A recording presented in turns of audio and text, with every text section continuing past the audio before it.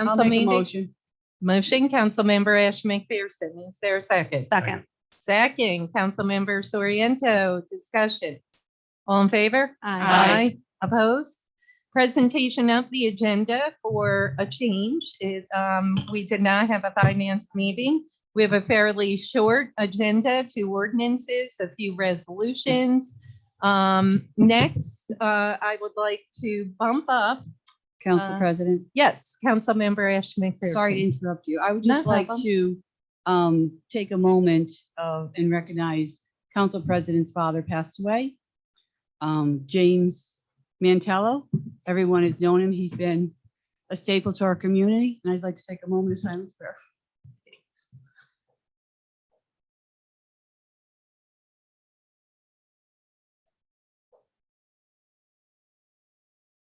Thank you. Thanks. Jeez. I'm sorry. Oh my gosh, come on, man. I don't cry. All right. Thank you, council members. Thank you. It's very kind. So before we do the good news, we're going to bump up resolution 59, resolution Troy City Council for Juneteenth. Maria.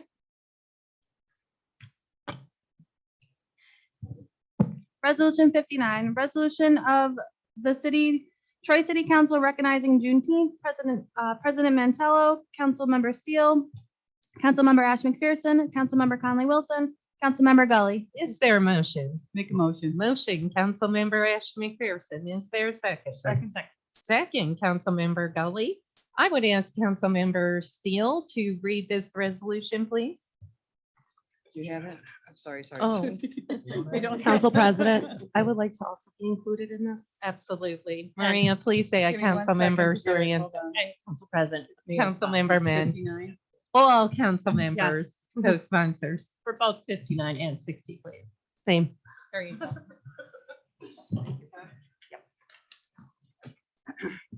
Resolution of the Troy City Council recognizing Juneteenth. Whereas the residents, businesses, and governmental institutions of the city of Troy, New York are firmly committed to celebrating and promoting diversity, inclusion, and the cultural traditions of our city's diverse communities. And whereas Juneteenth is a worldwide celebration that commemorates the end of slavery in the United States of America. And whereas on June 19, 1865, Union soldiers, led by Major General Gordon Granger, arrived in Galveston, Texas, to enforce the Emancipation Proclamation, signed by President Lincoln over 2.5 years prior on September 22nd, 1862, thereby freeing the last remaining enslaved people in the state of Texas. And whereas initially a regional celebration popular in Texas and neighboring states, which brought remaining family members together who had resettled after June 19, 1865, Juneteenth grew to become a national event during which African-American communities gathered to share in the spirit of the day, featuring outdoor activities, food, and prayer services. And whereas Juneteenth celebrations declined in the early 20th century, the result of educational focus, which emphasized the Emancipation Proclamation, shifts in the workforce due to the Great Depression, and the popularity of the July 4th holiday. And whereas the Civil Rights Movement spurred a resurgence of June 19th, leading to the state of Texas declaring it an official state holiday in 1980, and it continued to grow as an important national and local celebration of African-American freedom, culture, and achievement.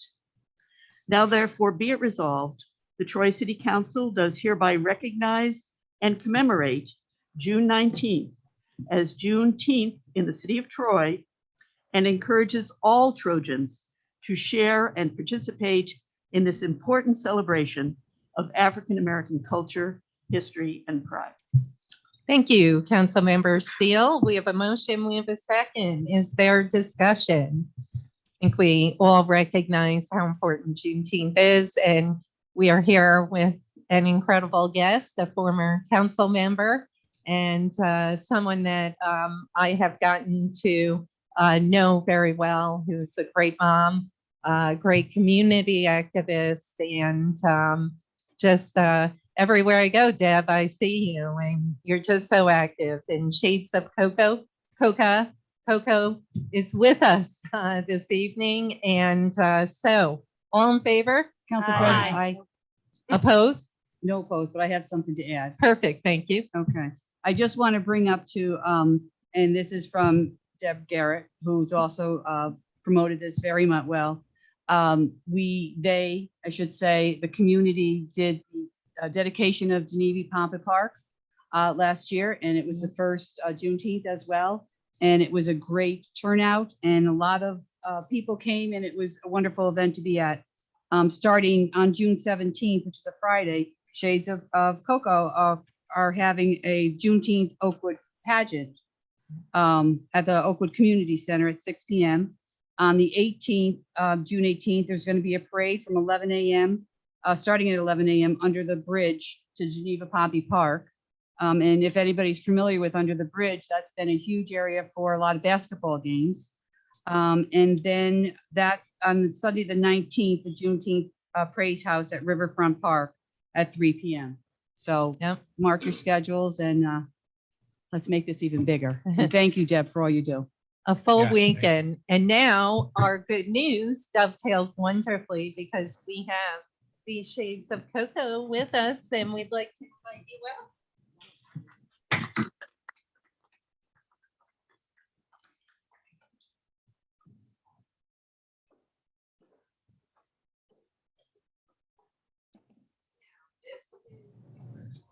Oh, awesome. Thank you so much. Right now. I think we need to get it. All right. That's okay. You know what? No, it's. Hey, everyone. Are these folks amazing or amazing? Ladies and gentlemen, meet our good news for June. Before Deb takes it away, I just have to share what the Shades of Cocoa are all about. Shades of Cocoa, an organization that helps young girls on leadership skills, empowerment, enrichment, as well as self-care. Being a member of Shades of Cocoa, we are a sisterhood, I'm told, as linked by friendship, self-care, self-love, uplifting each other while having love for leadership. Shades of Cocoa, most importantly, is a goal to promote self-love in girls of color. Quote from Deb, I have to read this. I started this organization to give my daughter, where's your daughter? Beautiful. To give my daughter and young girls like her a chance to learn their strengths while encouraging them. Creating a sisterhood for them can help with trust and knowing someone that looks like them has their backs. One of my main reasons for wanting this organization was because I grew up with no sisters, and my daughter is having that same experience. So why not create a platform based on sisterhood? I love it. The alternate goal of Shades of Cocoa is I want to teach my daughter and other young girls that she should love the skin she's in, show that they're confident while still being themselves. Deb Garrett, man, let's give it to Deb. And now our feature for tonight, Deb Garrett and Shades of Cocoa. Take it away. Well, I'm not gonna talk, the kids are gonna talk, but I wanted to just add on to what Kim had mentioned. So there is a three-day weekend celebration for Juneteenth. Ooh, sorry, that's my alarm. Right. So on June 17th, Shades of Cocoa is hosting our first annual Juneteenth pageant, where we define our own beauty. On the next day, which is Saturday, the 18th, there will be a parade leaving from Hoosick Street to Geneva Pompey Park. But then after the parade, there is going to be like a family fun day It's from 12 to 6, and that's hosted by many organizations in the city of Troy. And then Sunday, there will be a praise and worship celebration down at Riverfront Park. I just wanted to make sure I clarify because I know that a lot of people put a lot of work into it, and I didn't want to forget to mention that. And I'll let the girls lead, unless Sadeja or Carolyn have anything to add. Oh, okay.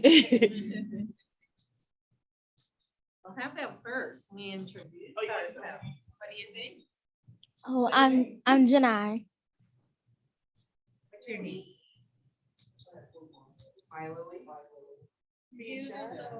My name is Kamaya.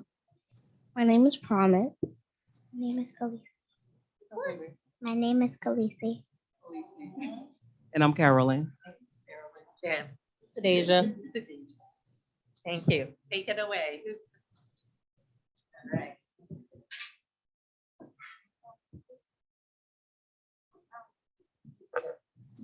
Observing Juneteenth. Former President Barack Obama delivered a statement on the observance of Juneteenth. President Barack Obama, June 19, 2016. Just outside the Oval Office hangs a painting depicting the night of December 31st, 1862. In it, African-American men, women, and children crowded around a single pocket watch, waiting for the clock to strike midnight and the Emancipation Proclamation to take effect. As the slaves huddled anxiously in the dimly lit room, we could sense how even 2 more minutes seems like an eternity to wait for one's freedom. But the slaves of Galveston, Texas, had to wait way more than 2 years after Lincoln's decree and 2 months after Appomattox to receive word that they were free at last. President Joe Biden signed the Juneteenth National Independence Day Act into law, officially making June 19th a federal holiday and giving national recognition to a day commemorating emancipation. Vice President Kamala Harris, the first female and Black vice president, said designating a federal holiday makes an important statement. These are days when we as a nation have decided to stop and take stock and often to acknowledge our history, Harris says, urging people to be clear-eyed about the realities of slavery and a long fight for freedom. I'm going to read in a poem called We Rose. From Africa's heart, we rose. Already a people, our face a bond, our bodies lean, we rose. Skills of art, life, beauty, and family, crushed by forces we knew nothing of, we rose. Survive we must, we did, we rose. We rose to be you, we rose to be me, above anything expected, we rose. To become the knowledge we never knew, we rose. Dream we did, act we must.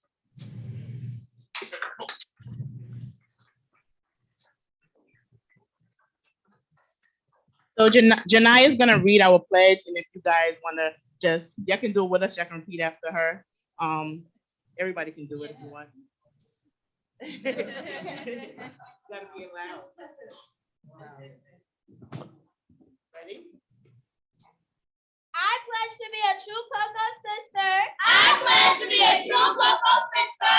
True to myself and my community. True to myself and my community. Realize my potential and understand my goals. Realize my potential and understand my goals. Utilize my resources that will unlock my gifts. Utilize my resources that will unlock my gifts.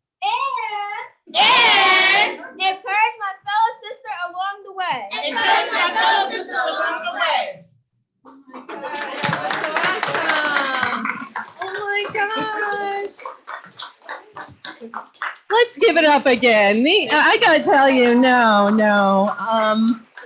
So on behalf of the council, we have a proclamation, but more importantly, yes, certificates and coming down here, but we want you to know that we're your partners, we're your friends. The women here are your sisters, okay? Forever, every day, not just tonight. We're one community. And I must tell you, Deb has been a part of an organization, One Troy.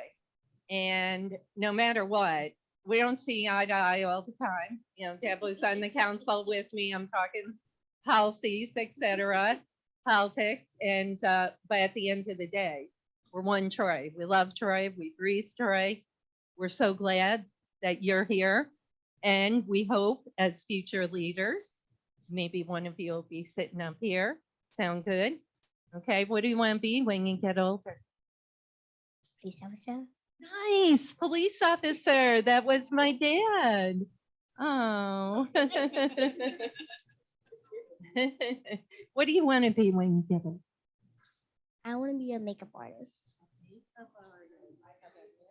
I want to be a policeman. Is that awesome? Woohoo! Right there. You see him back there? Woo! Listen, the tides are turning. There was a little while. Hold that. Marian. Veterinarian. What do you want to be when you get older? I'm trying to be like you. Oh, I'm so. See, What are you gonna be? Specialized pediatric nurse. You will achieve anything your mind and your heart believes in. Okay, rely on each other. You're a team. Your sisters. Okay, forever. Not just tonight. Not just for the next couple years. Forever. Okay. Ladies and gentlemen, I would like to present this certificate of commendation. And you have thousands of folks out on YouTube watching right now. Whereas Deborah Garrett from Troy, New York, founded Shades of Cocoa. And whereas along with Deborah, Sadisha Wheeler and Carolyn Hopkins Lewis make up for the board for Shades of Cocoa. And whereas Shades of Cocoa is an organization that helps young girls on leadership skills, empowerment, enrichment, and self-care. And whereas this organization focuses on uplifting and supporting girls while teaching to strive to make a positive impact and shining your light in our community. Thank you. And tonight, you're shining my light, that's for sure. And whereas the Troy City Council hereby thanks Shades of Cocoa for their commitment to empowering our young girls. In Deborah's words, I started this organization to give my daughter and young girls like her a chance to learn their strengths while encouraging them. Creating a sisterhood for them can help with trust and knowing someone that looks like them has their backs. We have your back, the City Council. You have our backs, okay? And you call us anytime you want anything or even just to talk, okay? Thank you. Shades of Cocoa, woohoo! So on behalf of the City Council, Deb, thank you. We'd love to do a group shot. Thank you.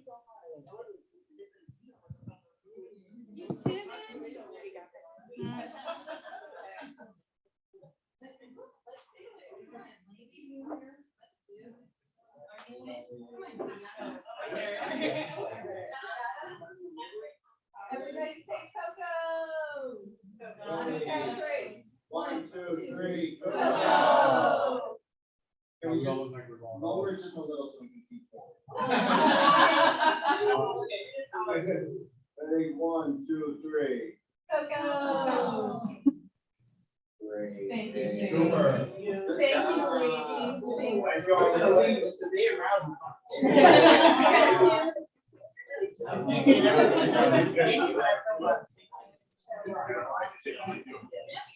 Yeah, fine. You would have mine too. I look good. Listen, there's 20 cycles in American States come out. Great.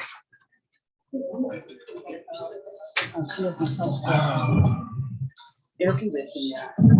Oh, no. Give that time. Wow. Good job. That was awesome. All right. Thank you. Thank you, Shades of Cocoa. Thank you. You can stay. Please. Okay. They're so positive. I love them.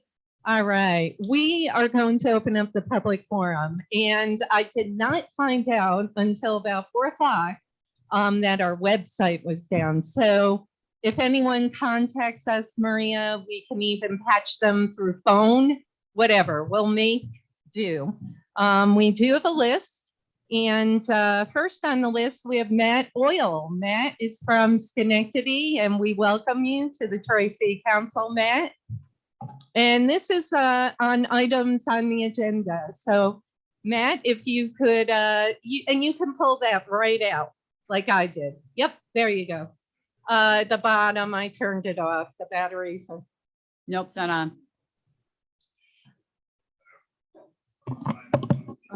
No, you're fine. I got you. I know. Again, I shouldn't have turned it off. It was? Oh, we got it. We got it, guys. Turn it up. No, I can literally just shout. no. Okay. Believe me, the acoustics in here, is not the best. Yeah. Hello, are we on? All right, thank God. All right, well, good evening. My name is Matt Oil. I'm a member of the Capital Region chapter of Extinction Rebellion. I'm here this evening to speak about the situation with the forest at 1011 2nd Avenue. The vote to rezone, I understand, is this evening. As you mentioned, I'm from Schenectady, so it was a bit of a journey for me to get out here, 2 hours by CDTA to be exact, but it was an important one for me to make given the situation with the forest. I was extremely disheartened to see 2 weeks ago that the council voted against further environmental review of the site. I want to take a moment just to highlight how significant this sacred Mohican site actually is. This is probably one of the very few, if not only remaining sites in upstate New York that looks more or less as it did in pre-colonial times and holds a rich 5,000-year history as artifacts found within the forest have in some cases dated back to 3000 BC. To give some context of how long that is, that's about 1,000 years before the pyramids in Egypt were built. Also on the site are species rare not only to the region, but in some cases globally rare as well. I dare say that this forest holds more social and natural history than the entirety of the New York State Museum in Albany. And so much so that it is actually eligible for National Registry. So to be honest, I find it really disturbing that the council up to now has been more or less paving the way for all of that to be destroyed for development. And that's to say nothing of all the environmental concerns around flooding, erosion, and decline of air quality from the loss of trees, public health and safety concerns around the developer trying to build more than is physically possible for this site to hold, especially considering that there are so many other sites within the city of Troy that could hold his vision fully realized. And I have not spoken to a single resident within the city of Troy that thinks that this is a good idea. The final point I'll make is that by allowing this forest, which is sacred to the Mohican people, to be destroyed, you will be contributing to the continuation of 500 years of colonialism that nearly wiped out the entire indigenous population of this nation and forced so many of those native to the very land on which we stand this evening to flee to the west. So following your Juneteenth declaration, the city of Troy now has an opportunity to set an example on actually beginning to repair the damage done by colonialism and racism. I urge the council to take that opportunity this evening by voting to not rezone the forest at 1011 2nd Avenue and going forward to ensure that this site is returned to the Mohican people to whom it properly belongs and that it is protected for future generations to enjoy. Thank you and good night. Matt, thank you. Thank you very much, Matt, and thank you for making the trek from Schenectady. You're welcome to stay here in Troy. All right, next on the list, we have Jannie Ramsey. Jannie's from Troy. We welcome you to the Troy City Council. Joan? Is Joan? It says Jani. Jannie. Okay. We have Shades of Cocoa, who were here. We have Simone Swain from Troy. Simone. Okay. We have Nicole Wilmot. Oh, awesome. Okay. Oh, so kind. They didn't want to speak. Donnie Faen's next. And Donnie is from Spiegeltown. Thanks for joining us, Donnie. How are you? Good. Welcome to the Troy City Council. Thank you. Condolences on your dad, President Carmelo.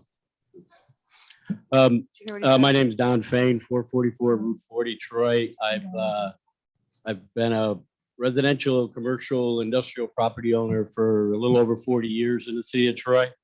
Went to Lansingburg High School. I love Troy, but I got a little more love for the North Troy, to be honest, folks. I know there's some opposition to this, and I respect their positions to this project. I will say, I do feel that the north end of Troy has been slighted in some projects of available projects that are being done.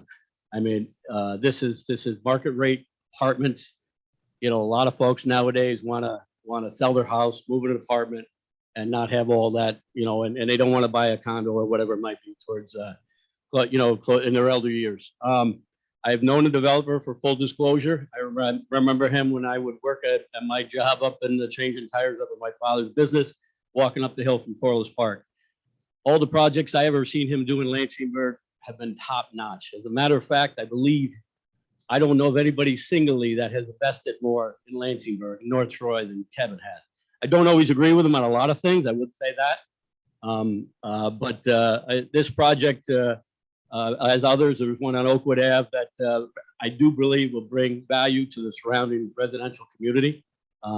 It's just, I think, you know, I really feel that way. I think tax base, I do believe the apartments will not be a burden on the Lansingburg School District. I do believe the extra taxes will help.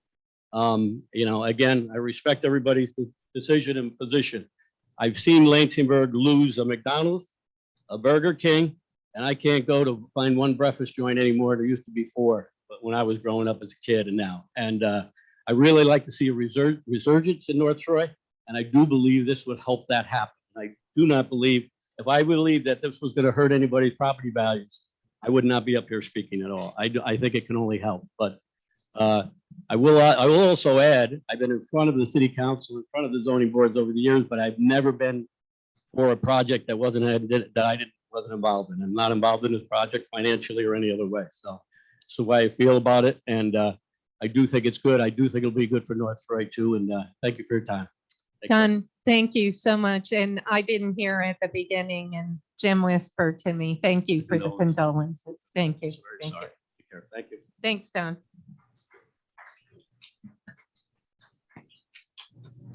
Okay, next we have Adam Fisher. Adam's from Troy. Thank you for joining us, Adam.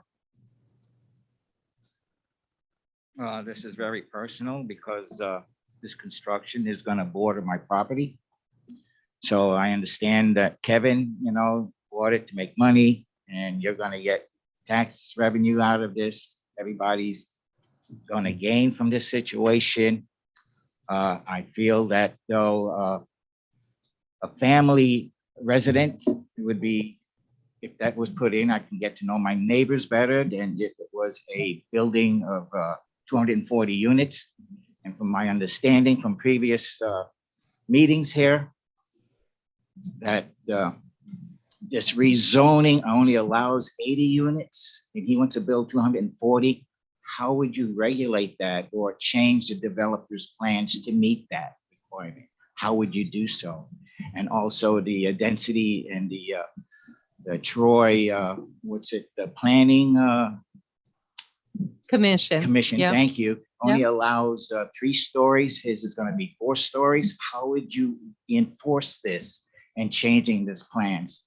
So yes, it does have a direct impact. Me and my wife, we've lived there for 30 years, and I've lived there 60 years, played in the woods in that forest. Oh, sorry, hate to that was from Don. I'm so I sorry. hate to see it go, but you know, changes are inevitable, and I'm a reasonable person.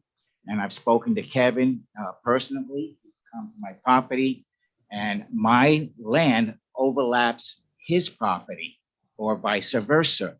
So he made a promise that whatever, if he gets his apartment units built, fine, it's all settled. But if he has to go residential, I concede what he said as a threat, that he would have to take every inch of his property or land from me. So I think that we can still settle this reasonably. I got a lawyer to draw up papers so that we can quietly settle this. I'm not out for money, just that things can be settled so you can go on with your plans. Thank you. Thank you very much, Mr. Fisher. Thank you. We appreciate you joining us. David Banks from Troy. Hi, David. How are you? Good to see you. Thank you. And yeah, my sincere condolences. I'm very sorry. Thank you, David. Yeah. Jim, why aren't koalas considered bears? I'm sorry. Why aren't koalas considered bears? Why? They lack the qualifications. Yeah. Okay. Yeah, I'm working on my material. That's cute. All right. Stand up. I love it. Yeah. Okay. So I would just like to enter a few facts into the record. So immediately after the May 25th meeting adjourned, I, along with 4 others, saw council members Steele and Men get some drinks and sit down. Later, I saw Commissioner of Planning and Economic Development Steve Strickman sit with Councilmember Gully, who was already drinking at the bar separately. Councilmember Conley Wilson eventually showed up and sat with Steele and Men. Councilmember Gully then walked over to Men, Steele, and Conley Wilson and sat with them for a while. Commissioner Strickman later joined them. And at one point, Councilmember Gully walked past us, looked at me, put out his hand to shake, and said that I was a real comedian and I could do a career in stand-up. I hope I'm getting there. I agreed. I also took this as a tacit acknowledgement that he and others were discussing the public meeting that had just taken place. What I witnessed was a meeting of 4 council members of different parties, which constitutes a quorum. If city business was indeed discussed, that would constitute a secret meeting prohibited by the New York's open meeting law. I would also like to point out that according to public records, on September 26, 2019, Kevin Vandenberg gave $500 to Steve McLaughlin for city council executive. And on August 17, 2021, a Catherine Vandenberg residing at the same address as Kevin Vandenberg donated $100 to the Troy Republican Committee. But what is perhaps more disturbing is that when you search in the New York State Board of Election database for Jim Gully and Friends of Jim Gully campaign disclosures or contributions to the seat that he now holds, there is no data available. This is in spite of the fact that there is clearly a Friends of Jim Gully committee, which has donated to the Troy Republican Committee in 2017. I assume that most of the sitting Republicans here today have their campaigns funded through the Troy Republican Committee, since the rest of your records are so sparse. For that reason, I will read off the monetary contributions amounts of 2021 for which there is no listed contributor or address. December 9th, $2,130, October 25th, $850, October 13th, $443, September 20th, $1,229, September 15th, $1,184, August 29th, $300, August 20th, $1,179, June 18th, $755. This combined total of $8,070 in 2021 alone is concerning and raises questions about who you rely on and who your friends are. In the same year, the Troy Republican Committee has also received a combined $700 from Steve McLaughlin for County Executive Committee. It has been widely reported that McLaughlin was charged with campaign fraud for allegedly stealing campaign funds. He did this, it is alleged, by steering money through the political consulting firm Hudson Valley Strategies, which has also contributed to the Troy Republican Committee Fund as well. David, I'm going to ask you to start This is wrapping the up. last paragraph. Yep. All of this is speculative. I have not proven anything, but your actions as a council increases the appearance of malfeasance. And as you all know, in politics, appearances are everything. Even if everything I've outlined here has nothing to do with 1011 2nd Avenue, I would implore you to stop acting like you have something to hide. Thank you. Thank you, David. Thank you, David. I wasn't invited for drinks. What's up with that? Same. David, honestly, though, in all seriousness, council members go out sometimes after meetings. Thank you. Thank you. Yes.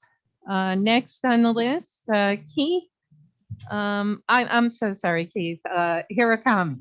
I'm here. Don't tell me Hirakama.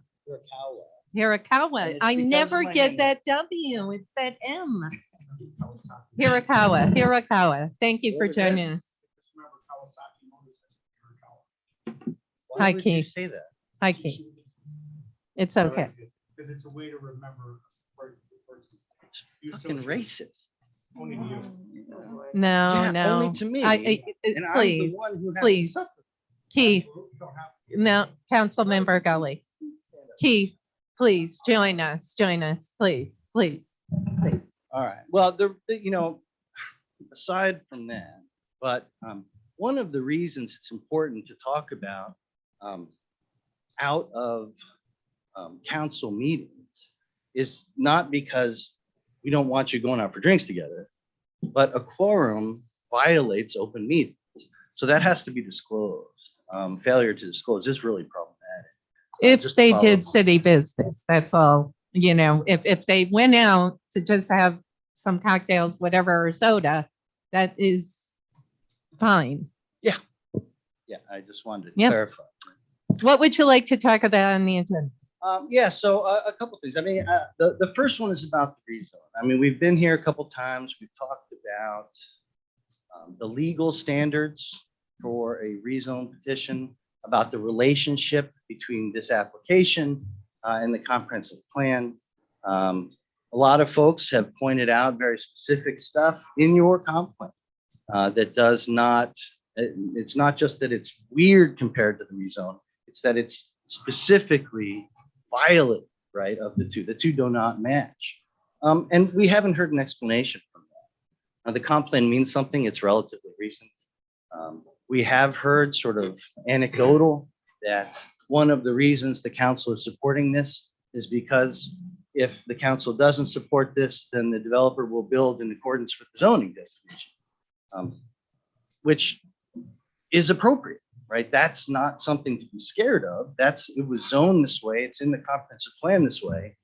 So the fact that it's in accordance with the zoning really isn't it's not a reason to change the zoning. So one of the things we'd like to hear is a reason for the change.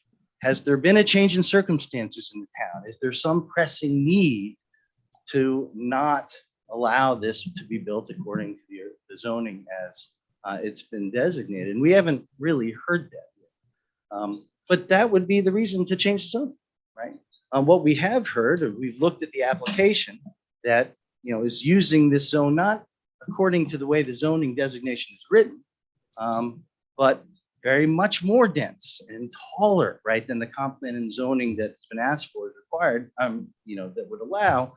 And an explanation for that wouldn't be a bad idea either. So what we're looking for is governance, right? The law is fairly clear. We'd love to see this done according to the law, and governance is the key. I mean, we were here a number of months back, and there were people just lined up to say, please do your job, and I think that might have been misunderstood. I understand that was insulting to some members of the council.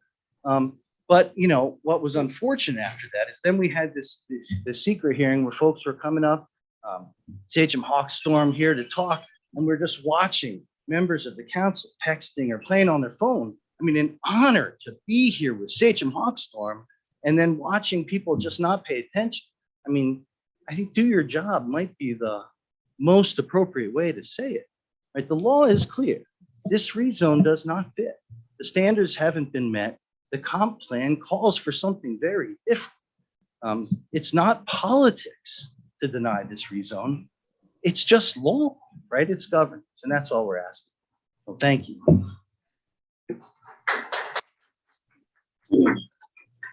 Thank you for joining us, Keith. Thank you.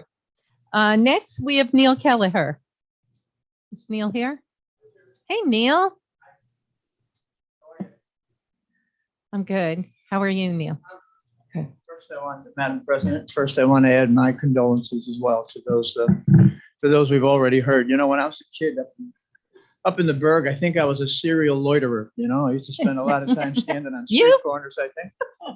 And back in them days, the police car would pull up, and usually about the third time they'd say, somebody's going to get arrested tonight. And if it was your dad, he would make sure he caught my eye and give me the wink. With the crooked neck. Your dad's going to be missed, believe me. Yeah. Thanks, Neil. I'd like to Your dad is missed. Well, thank you for that as well. Thank you. I'd like to congratulate those council members who are indeed in support of this project.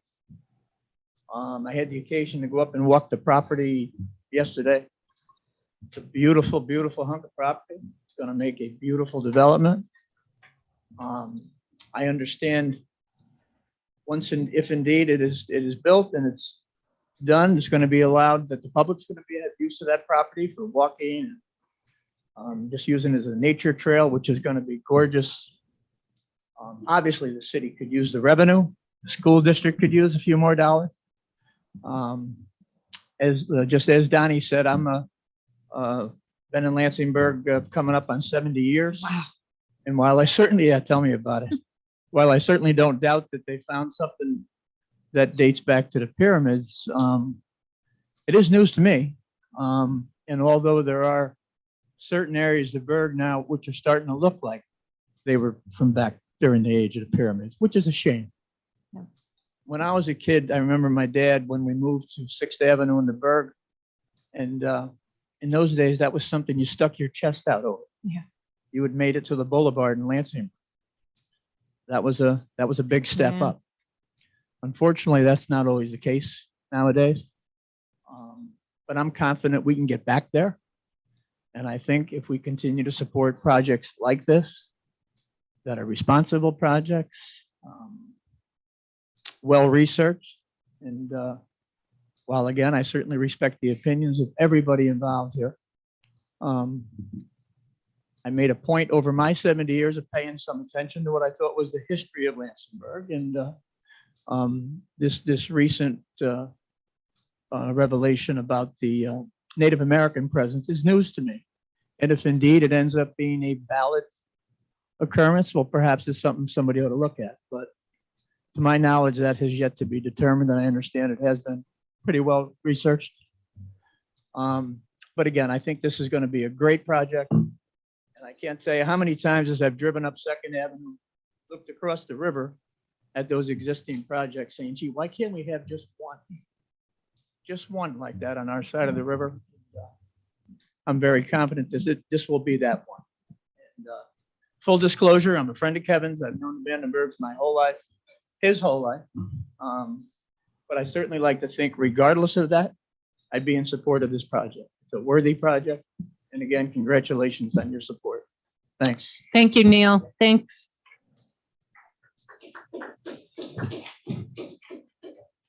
Thank you. We have a couple more folks signed up, and please know if you're not signed up, we obviously would welcome you.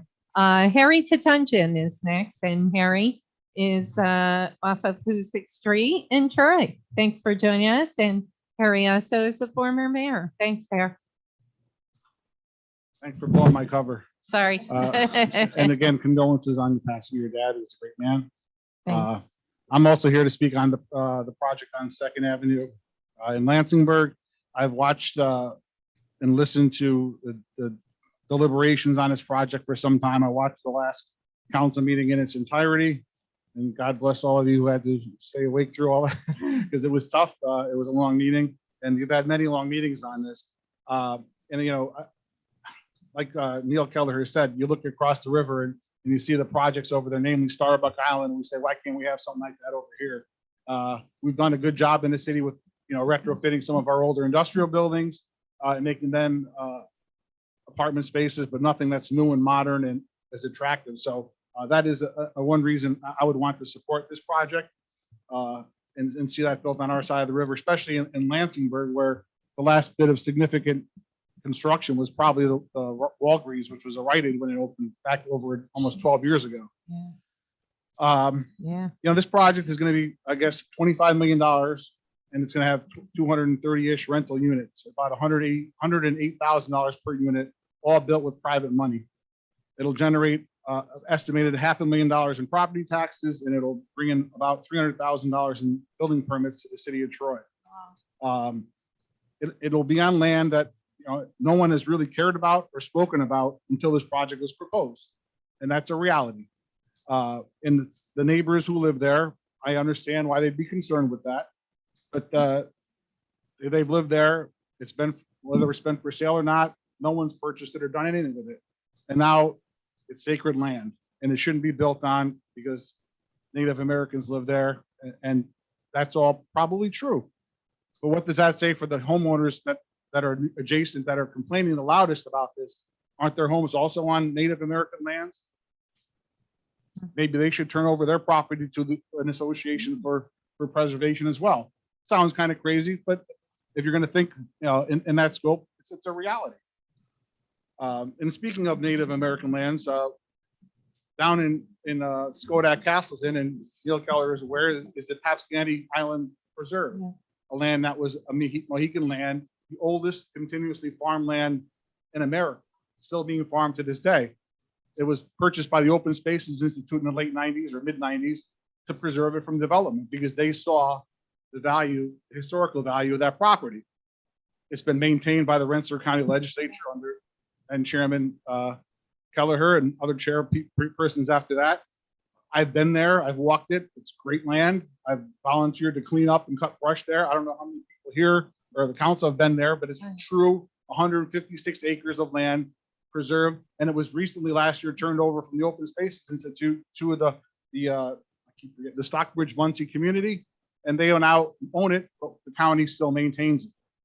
It's a beautiful piece of land.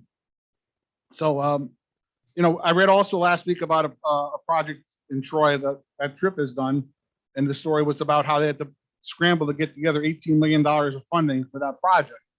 And they're building scattered site housing in North Central. And the article listed that they were building 51 units for $18 million. That comes down to about $353,000 per unit. I've done some real estate development. Anyone who does real estate knows that that's an exorbitant amount of money for an apartment unit. You could build a glamorous house for $350,000. But TRIP is a not-for-profit. It's funded by public monies. This council has supported TRIP for years and years. I've supported TRIP, from my administration. I get it. But the part that hit me with that article is they had to scramble to get the funding. Why? Because it doesn't make sense. This project is funded privately from one bank or maybe two, I don't know. Why? Because it makes sense. Banks will fund a project that makes sense. A project that builds units of $353,000 each does not make economic sense. It may be a good project. The places look nice, but if it was private money, it would never work. The rent would have to be probably $4,000 a unit to make those sustainable at that rate. So, again, not to wrap it up and not to drag it out, the city has an opportunity to breathe new life into a forgotten piece of land that hasn't seen construction, in an area that hasn't seen construction or major investment in a while. I believe the standard manufacturing building was approved for apartments too. That'll be a good project, but it won't be the same impact on our city as new units right on the river. So with that, I appreciate the council members that want to support this project moving forward, and I thank you for your time tonight. Thank you for joining us, Harry. Thank you. And Harry, I was at the Greenway when we started talking about Papscony. What did you all? Thanks. Thank you. Okay, next, Jess Bennett. Where's Jess? Hey, Jess, how are you? Thank you for joining us, Jess. Thank you. Thank you for the council for once You again. can pull it right down. Thanks. Thank you to the council for once again hearing this, and my condolences on your loss, Council President. Mayor Tatunjin just brought up a ton of really good points. Open Space Institute has been interested in preserving 1011 from the beginning of this fight 2 years ago, and had actually made an offer to the Golubs when they owned the parcel, but were told that they would be interfering with contract. And they said, if it comes available, we want to preserve this. And they saw they recognized the need to preserve for the Stockbridge Muncie, both the south and the north at the confluence, which was so important for them. But talking to the rezone today, because obviously that preservation isn't on the table today. I don't want to waste your time. What we heard over and over is that it's private land, it's going to be developed. And if it's not these apartments with some amenities, it's going to be a single family plan. But I want to really drive home that the single family plan is immaterial. It is not on the table. No plans have been submitted, and it's really something to drive you towards this apartment complex. If you recall back the Planning Commission meeting about a year and a half ago, they spoke very publicly and said there's no way they would allow for 36 houses. It's all on Zoom or on YouTube, and their comments were very well reasoned for the governing body or the expert body that deals with these matters in general. It is absolutely not 36 houses or 230 apartments. That's not the decision in front of you. We heard today that a resident neighboring this property just filed an adverse possession lawsuit. And this is an actual question. I don't know. Can this rezone actually be voted on today with the title in dispute? I don't know, but I think that's absolutely worth maybe asking Corporate Counsel Morrissey about. This land sits in an DEC designated environmental justice neighborhood, which is not something I've heard the council publicly speak about. There's a lot of New York State legislation that's both enacted currently and that, as you all know, I'm sure coming down the pike, that is tailored to environmental justice as well as climate change resilience. And we haven't heard any of that spoken about in this zoning conversation. Last week, we had, I didn't count, but how many neighbors came out and spoke through this process that they didn't want this development here. They do not support the rezone. Wasn't let's keep it wild, let's keep it native land. Don't support this rezone. You guys have received numerous petitions, not just of the people whose property touches this, but for the entire neighborhood, imploring you to not allow this rezone, that we do not want this apartment complex in our neighborhood. This neighborhood has been historically redlined, and we just passed a Juneteenth resolution. Part of redlining is that we're completely ignoring the residents historically that were victims of this injustice.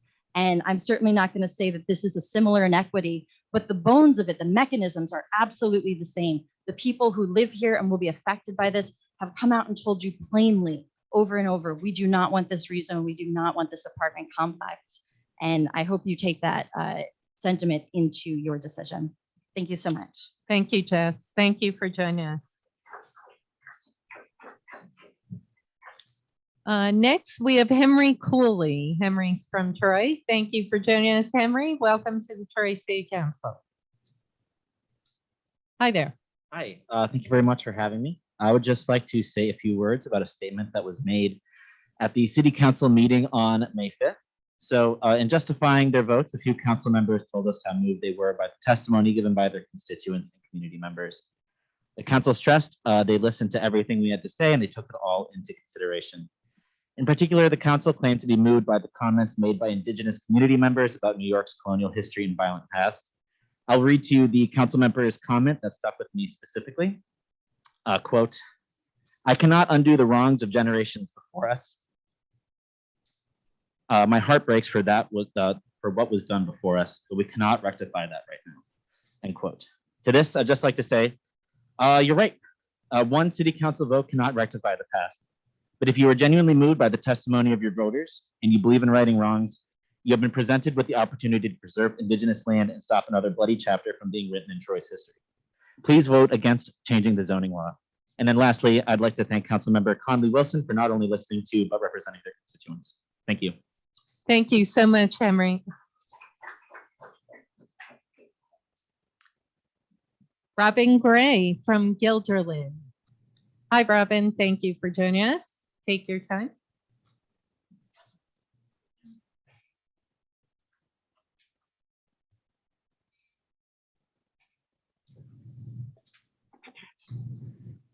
One second. I truly apologize. Shane, just make sure it's reset. Thanks. Thanks. Hi, Robin. Hi, how are you? Good. I'm here to speak against the rezone for several reasons. First of all, the developer has to adhere to whatever codes that you have already set. The city of Troy, who just went through an entire new comprehensive plan several years ago, and what this developer wants to do goes against what that comprehensive plan says. I think it's the obligation of every city and every town that they honor their comprehensive plans, especially when they're as recent as the one in Troy. There's also, some environmental factors. I'm having trouble adjusting with my bifocals here. Environmental factors. Peter Lopez wrote an article in the Albany Times Union. I don't remember if it was yesterday or today. I read it today. He is the former EPA administrator for Region 2. He currently is the executive director of policy and advocacy and science at Scenic Hudson. He says that the cleanup of the Hudson River by GE is not complete, although GE thinks it is. There is still cleanup needed from the Troy Dam down to New York City. Under the Superfund law, the Department of Environmental Conservation, the National Oceanic and Atmospheric Administration, and Fish and Wildlife can require more cleanup, which requires more dredging. Who owns the land under the river? In particular, the land that's on the shoreline of where this development is proposed. When the developer begins digging to put in the docks, what is going to be dredged up and who is going to be responsible for the cleanup? Are you, as the city of Troy, willing to take this on? What conditions are you willing to place on the developer to ensure that what is promised is delivered? Are you willing to approve a project that most likely will not come to fruition because of PCBs in the Hudson? And I'm not talking about the apartments, I'm talking about the riverfront itself. This will alter the plans of the developer, and the city will be left with apartments with no recreational area for either the apartments or the city as promised by the developer. As I said, this project goes against the recent comprehensive plan that the city approved, and I don't, for the life of me, don't understand why you would allow a rezone when it does not appear to be appropriate for that area. Clearly, the neighbors in the area have come out in strong opposition to this. We went through something very similar in Guilderland. In fact, we're still going through it, involving a Costco Wrap Road and increasing, Crossgate Center and all of what is going on there. There's an environmental, quite a bit of protected land in the area. And what's happening is that the town just kind of bulldozed through and they are going to allow this development. It backs up against a very small neighborhood. It's one of the few areas that there's truly affordable housing, great homes, great little neighborhood. And now they're going to be looking at 5 stories of apartment buildings in their backyards with no privacy. And I see that this is very similar. And I urge you not to put all of these families in that situation, that are having a problem going along with this.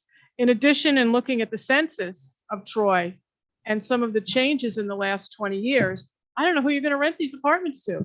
The mean income in Troy is $48,000 a year.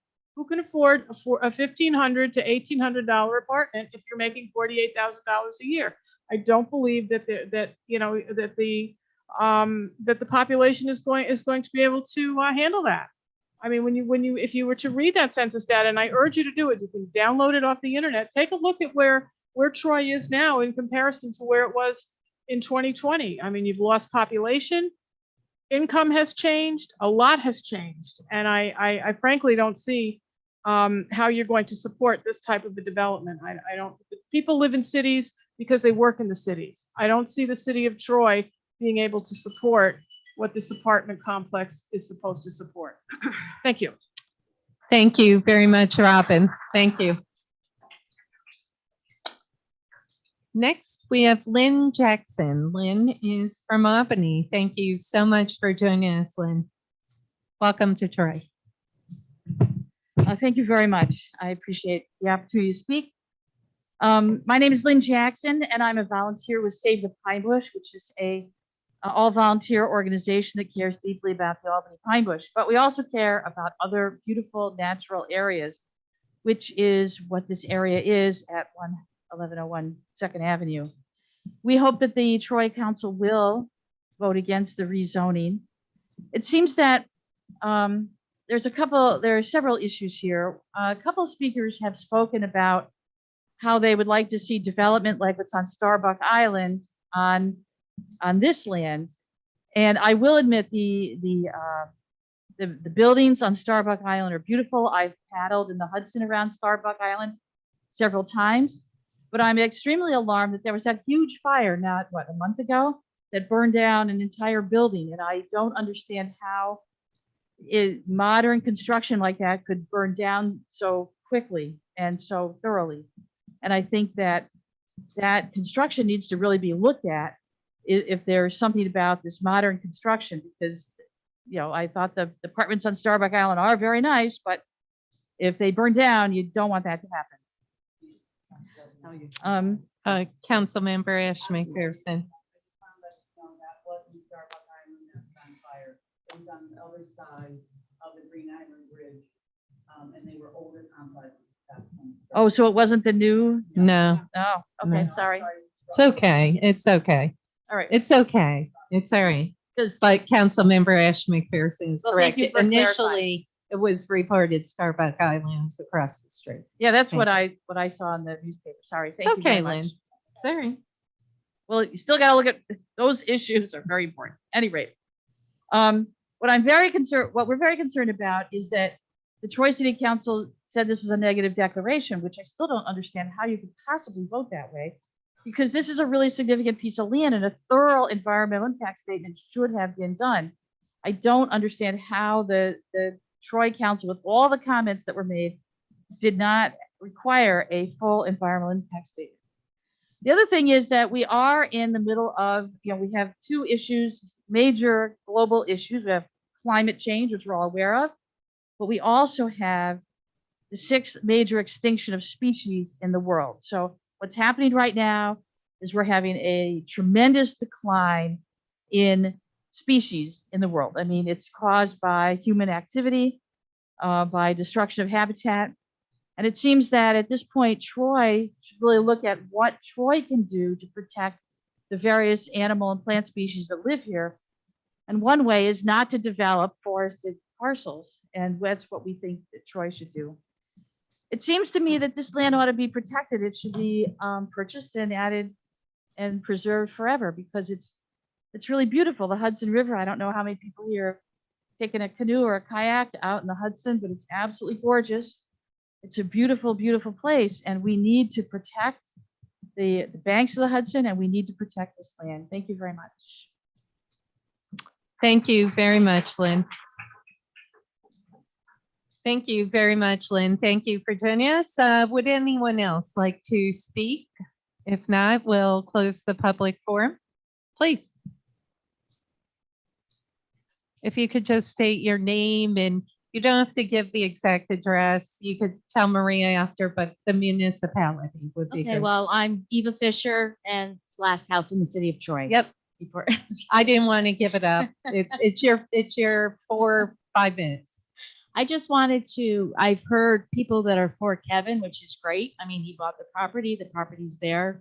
I just want to say, because people had mentioned about the residents there now, why they haven't done something, whether it's, looking into buying more property, but that's the reason we didn't, and we haven't looked into it.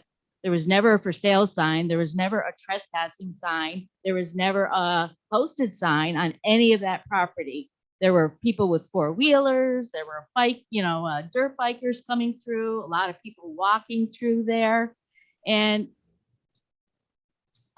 personally, we've said, in the last 34 years we've been there, boy, we hope nobody, starts building in there. But all of the residents there, I'm just saying, all I'm saying is that these are all single family homes. We've all bought the property that we all purchased and have lived there for years, because it's quiet, because it's reserved, because it's, you're not in the city. We call it our country in the city, because of the fact that we're the last house in the city. And I've said this before, but the idea that nobody is saying anything about that property until somebody wants to buy it and develop it is not true. In fact, it was so hush-hush that if neighbors hadn't told us that this proposal and hadn't made the neighbors in the area aware of it, we wouldn't have even known. It would have just started and we would have been in awe at what the heck was going on. So I understand both sides of it, but I also understand that I was just on the boat with my son over the weekend, and all you see is these big, huge, high-story buildings on the Hudson River. And yet on some sides, you see like little log cabins, you see, and you know, they've got their pits and they've got their swimming pools and they've got their docks down so they can have a little rowboat. That's what this neighborhood is. That's what people that have bought property here want it to stay. We want it to stay single-family homes, not put up these great big apartment buildings in just this one huge spot. And the traffic is going to be horrendous. I mean, the cars that are going to be up and down there, they're already speeding and it's 30 because there's a new paved road. So I can't imagine with a lot more cars and most likely younger residents coming in, younger couples who, you know, have the money and can afford to, or they're moving from other areas to buy these nice luxury apartments. So that's all I have to say. And I have no objections to the single family homes because obviously it's not going to matter that this was sacred ground years ago. Nobody seemed to have, you know, tried to preserve it up until now. And Troy is a very old city. I've lived here, like I said, for 42 years. I was raised in the Adirondacks. I'm used to, you know, we're all used to seeing the sunsets, the sunrises, the trees, the water. We can see the water, you know, when the trees are bare. We can see all the animals. And this is what the residents want to keep. It's not keeping other people out and from making Troy, downtown Troy, or where we live, almost in Lansingburg. We don't want it to be deteriorated, but we also don't want the high function of a city like you would see in downtown Troy or Albany or Schenectady. Thank you. Thank you so much for joining us. Thank you again. Thank you. Would anyone else like to speak? Yes, sure. Thank you for joining us and just your name and where you're from. I think I know it, but hi. Hi, my name is Elizabeth. I live over on 2nd Avenue. I am a neighbor of 1011. I apologize. Just your last name, Elizabeth. Madison. Thank you.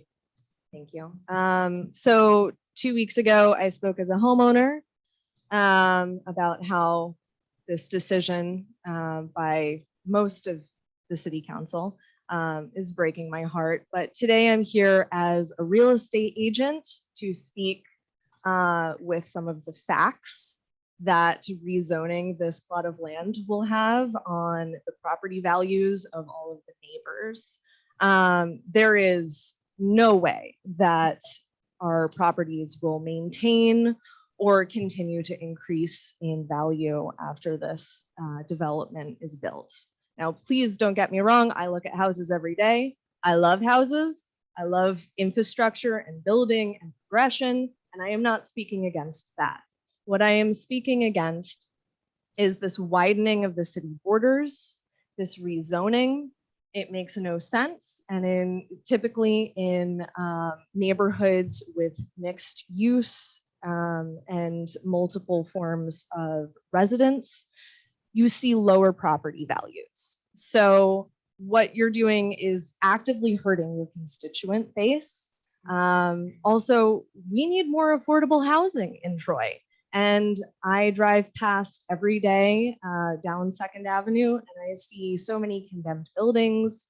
There's the Price Chopper over there. There are so many projects that would benefit Troy, that would be positive forms of infrastructure, positive forms of development and construction that can be taken.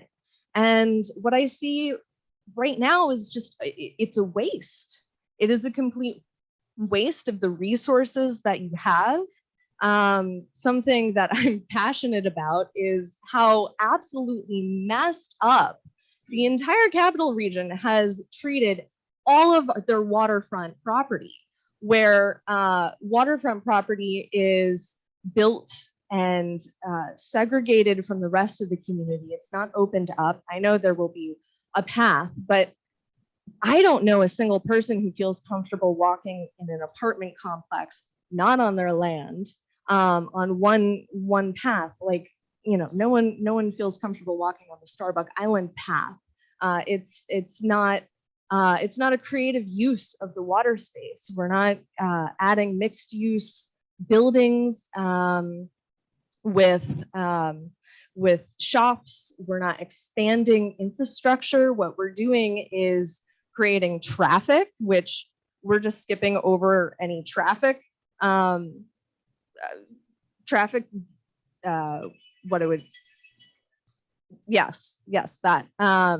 Even though we're going to have probably about 500 people moving in across the street, which makes absolutely no sense. We're saying that there will be less than 80 cars in and out every morning, as if most people walk, or that the apartments will only be half occupied, in which case that also does not seem like a good way to spend resources.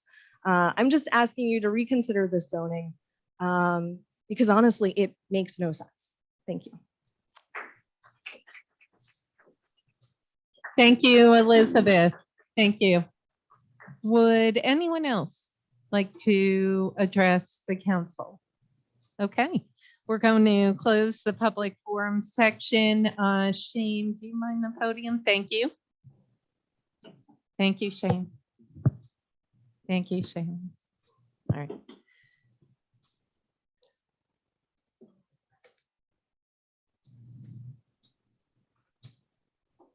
Don't lose that. Thanks, Shane. All right. Ordinance 22-3. Maria? Ordinance 22-3, ordinance amending the City of Troy zoning map to change the zoning classification district of property known as 1011 Second Avenue, tax parcel number 70.64-1-1 from R1 Single Family Residential to P Planned Development. Councilmember Gully. Is there a motion? Motion. Motion, Councilmember Ash McPherson. Is there a second? Second. Second, Councilmember Steele. Discussion? I'll turn it over to the sponsor. I think he wanted to just give an overview of what we're doing and where we're going. Go for it.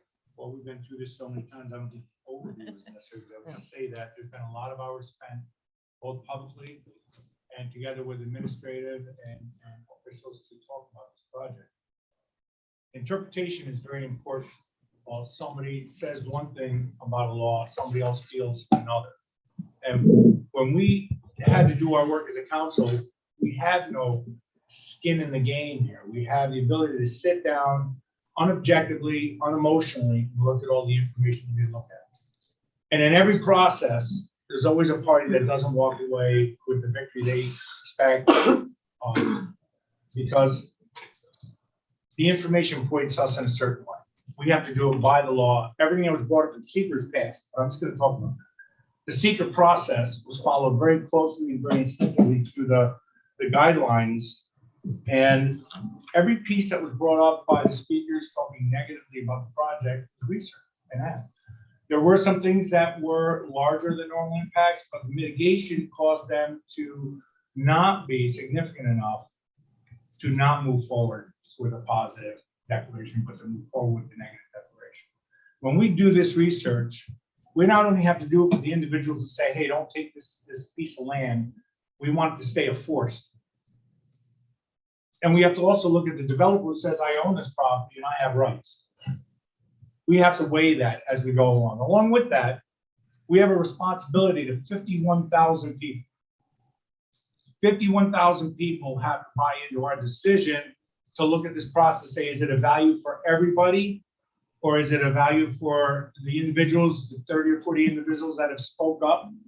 And we have to look at what we do for the mass, for everybody. So I know that the individuals here don't agree with our decisions and won't agree with our decisions, even if the facts are put out, because it's all about interpretation. And we try to communicate. We have tried to communicate over a year and a half, but when comprehensiveness isn't there and people aren't taking the message saying, hey, this is how they're feeling, just I'm right, you're wrong, it doesn't really work. So what I'm going to say is that the council members spent a lot of time on this project, besides the meetings, the hours and hours of meetings that we had here. And we listened to a lot of people speak with emotion. And we understand that. We understand the feelings. We understand how you feel about your property next door to your property. We understand how you feel about the heritage of indigenous people and how we protect lands. But I know that those indigenous people that come up and down the Hudson stopped everywhere on your property and other properties around that whole area, anywhere along the river, they stopped. They stopped where Price Chopper was before it was there. They stopped down in the city with 799 Rivers. They've stopped in many places, not just that piece of property. Now, artifacts are found. The developer, if this passes the zoning change, will have to do his own proper due diligence when it comes to the environmental and archaeological pieces as he moves forward, if that happens. So, I just think that when I look around, I look at places like Stone Ledge and High Point. They're vast complexes that have many apartments in them. There's not, when I go through, it's not a lot of noise. It's not like crazy. They're a quiet neighborhood. Those are all market rate places. They're a quiet neighborhood. You don't hear a lot of things happening up there. And those type of developments are what we need to emphasize. And we need to bring more strength to the city. Lansingburg has been depreciated over the years by former administrations just looking in different directions than Lansingburg. And there's a lot of pieces of it. You're right. There's a lot of pieces of land. It's just a start of many projects that we need to develop to bring the city back as a whole and create a strength that will move it forward into the future. So, I understand the compassion from the individuals who spoke. But when we sit here, we can't put our emotions in the game. It's got to be straight up what the law says, what we can do, what can't be done, and what has been offered. Now, in this project, I've heard a lot of claims that it's 230 funds. Let me tell you how that really is. In the process, it's up to 230 apartments. That is not a solid number, but it's what we feel can be put there up to that number. And there's a lot of stages to develop and find out what that number is going to be. And that'll be up to future processes as we move forward.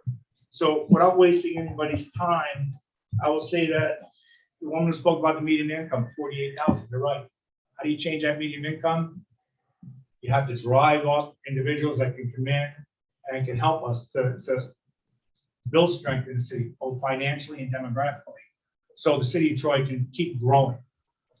We can't just keep looking away from projects that will enhance the value of the city and the strength of the city. If we do that, we'll spiral and we'll never climb out of some of the situations that we're in. So I look at downtown. Somebody said you can't get that kind of money up there. They're getting more than that in downtown. And those apartments are all filled with waiting lists. So I don't understand. I don't understand that logic. And I think there's plenty of people who are coming to Troy who would love to have a beautiful apartment and a place that's quiet and quiet neighborhood to enjoy their lives too. And they're willing to afford and pay the money to live there. It helps everybody. The real estate agent spoke and said that property values will go down. If it was a nuisance neighborhood, I would agree.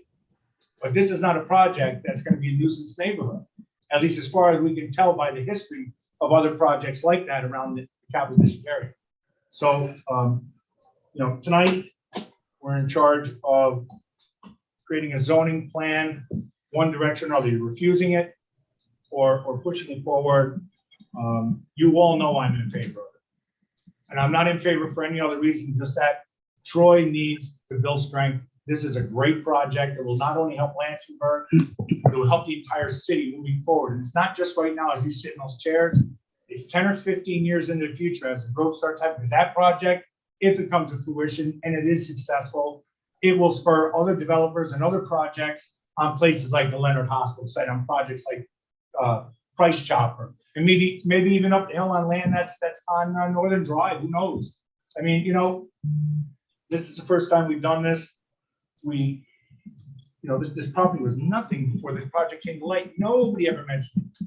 I've been there several times and I've seen junk on there and fireplaces and beer bottles and broken glass and whiskey bottles. That's what I see there. The sacred forest was more used like a dump than a sacred forest. Nobody ever stood up before this. But right now, everybody's got to jump to the gun here. And unfortunately, you have to understand that. Unfortunately, you have to understand that we don't look at the emotional piece of it. We have to look at it by law.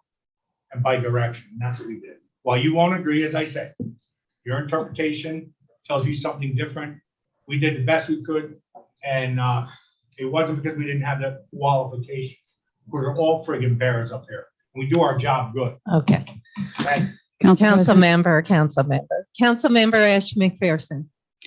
I first would like to thank everybody that came for the last almost 2 years, bringing all your information forward, letting us know that you were either for it, against it, or why you were against it.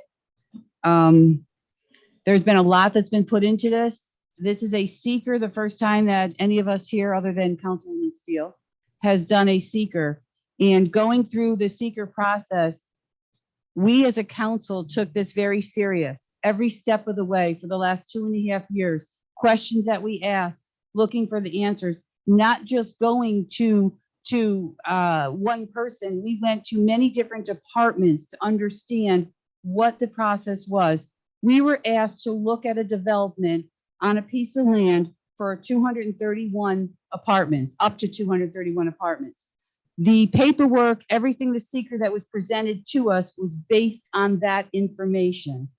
Going through the seeker process and looking for the information is, can this be done? Can it not be done? Is there a significant change, or is there a moderate to small change? There was so many different areas. And like Councilman Gully said, we spent many hours on this. It's not an either or. Either you pass this, or we're going to put a houses on here. That's not what we were being told and tasked to look at. We were tasked with looking at what was being presented for an apartment. Yes, it was stated that if this wasn't able to be done, there would be houses put on this property. Okay, that's something to look at. Were the houses to go on there? And either way we looked at it, this is private property, and I know many of you do not want to hear this, but we as a council have no say on somebody who owns a property, what they can and cannot put on this. Based on the seeker put in front of us, that's what we had to look at. And based on that information, we went round and round with it. We asked the questions. We asked, could this be done? Could it not be done? 30 years ago, my husband and I moved to Lansingburg looking for a place to live. As to the one lady said that it was it was their wilderness. That's why my husband and I moved to Lansingburg, and we rented for so many years up there, because it was quiet, because of that it was secluded. To us, it was. We ended up buying our home up there because it was quiet, great different neighborhoods. 30 years, things change. People moved out, left their homes. The beautiful Victorians on 2nd Ave were gutted and put into 7, 8 different apartments in one building. Did that deteriorate over on the 2nd Avenue area? Yes, it did.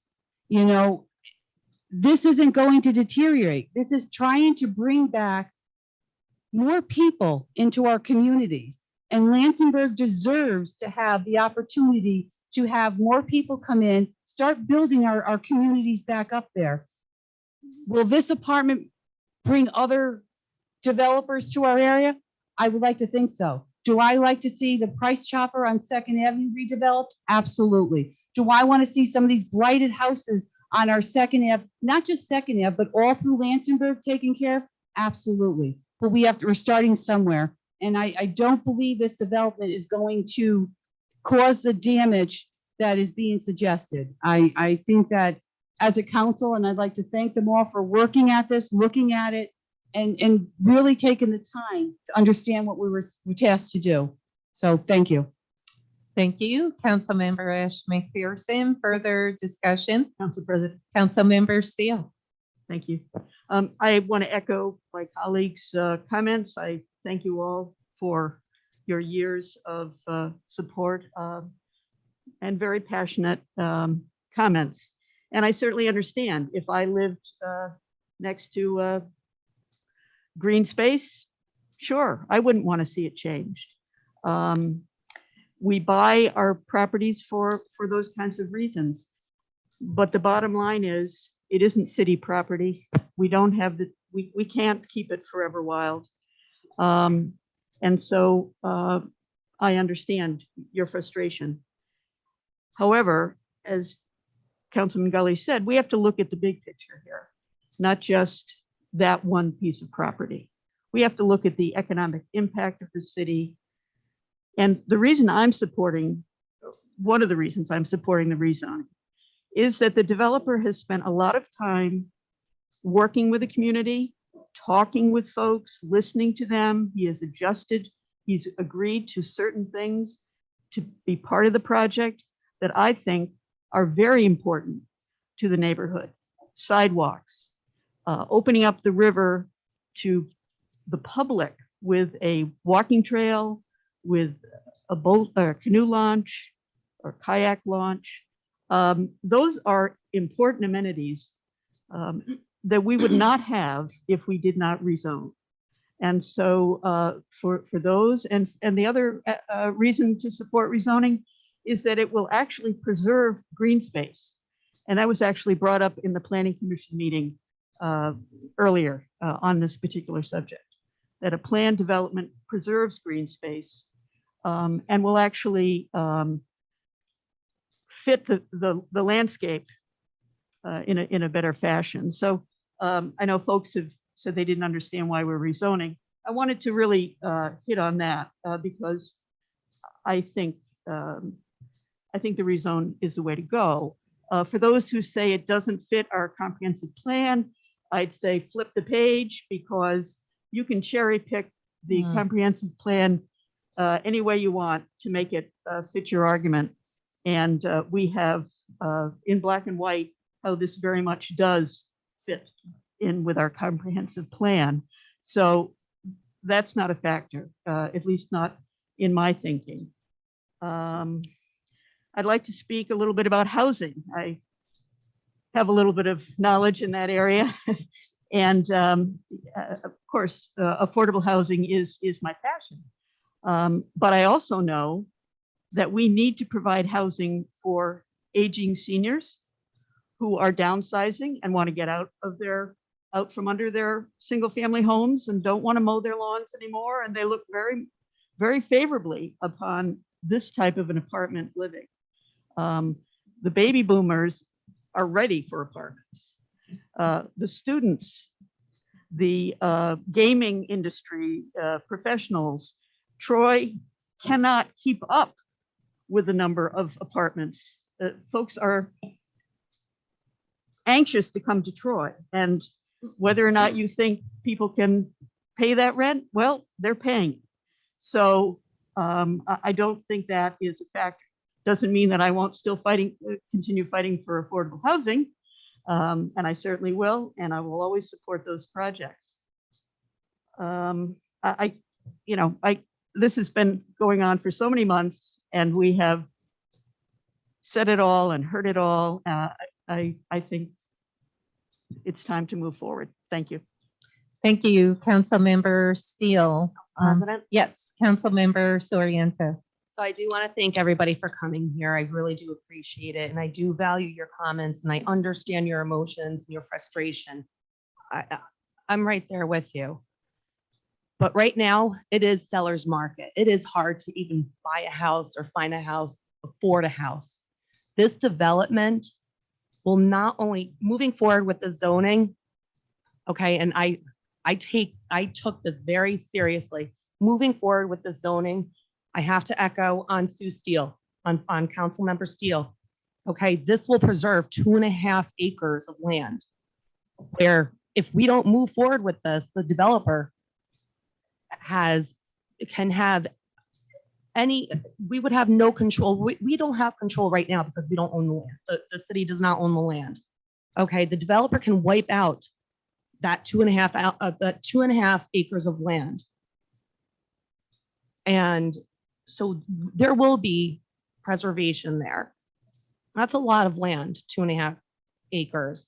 Also, there is public access where if we don't move forward with this, to my knowledge, okay, and the developer ends up building these single family homes, there could be, I mean, those single family homes, because of the price of lumber, I mean, they will be so astronomical that there could be a very big chance that nobody can afford these homes. And it'll be harder to occupy these homes.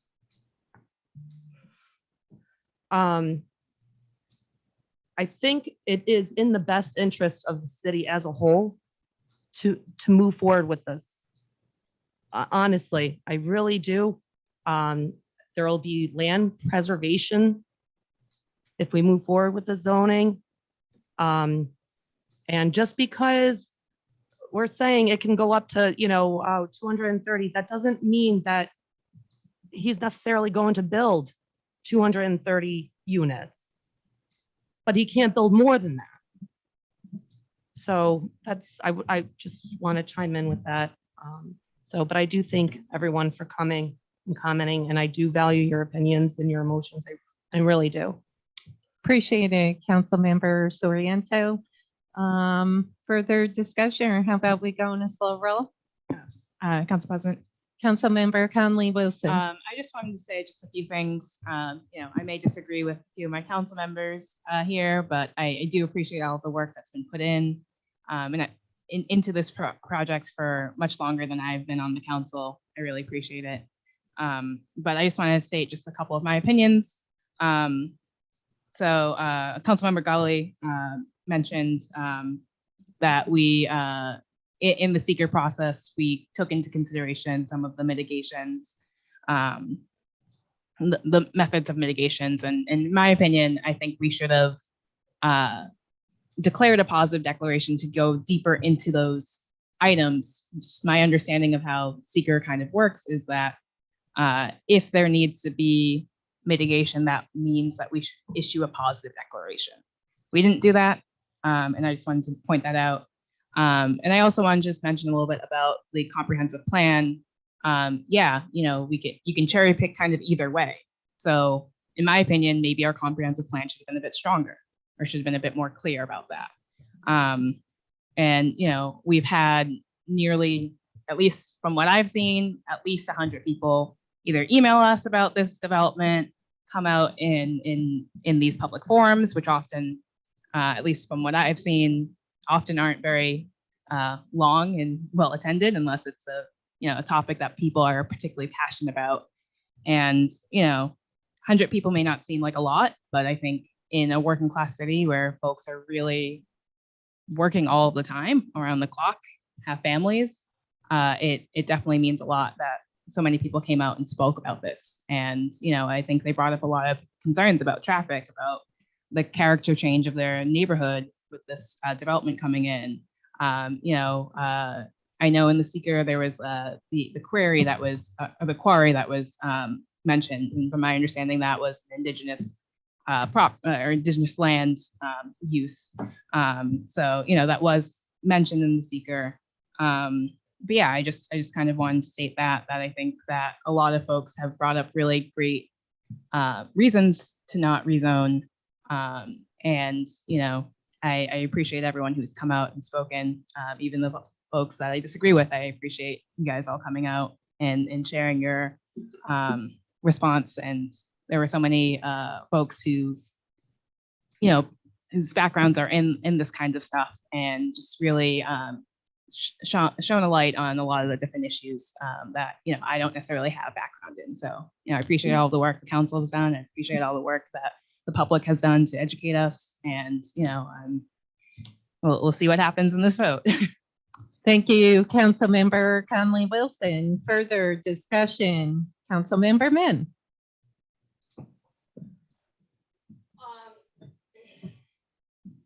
So I want to talk about two things. What we're actually voting on and urban economics. I represent downtown. It's the most densely populated part of Troy. I'm a landlord. Currently, I am turning people away for apartments. The demand to live in Troy is through the roof.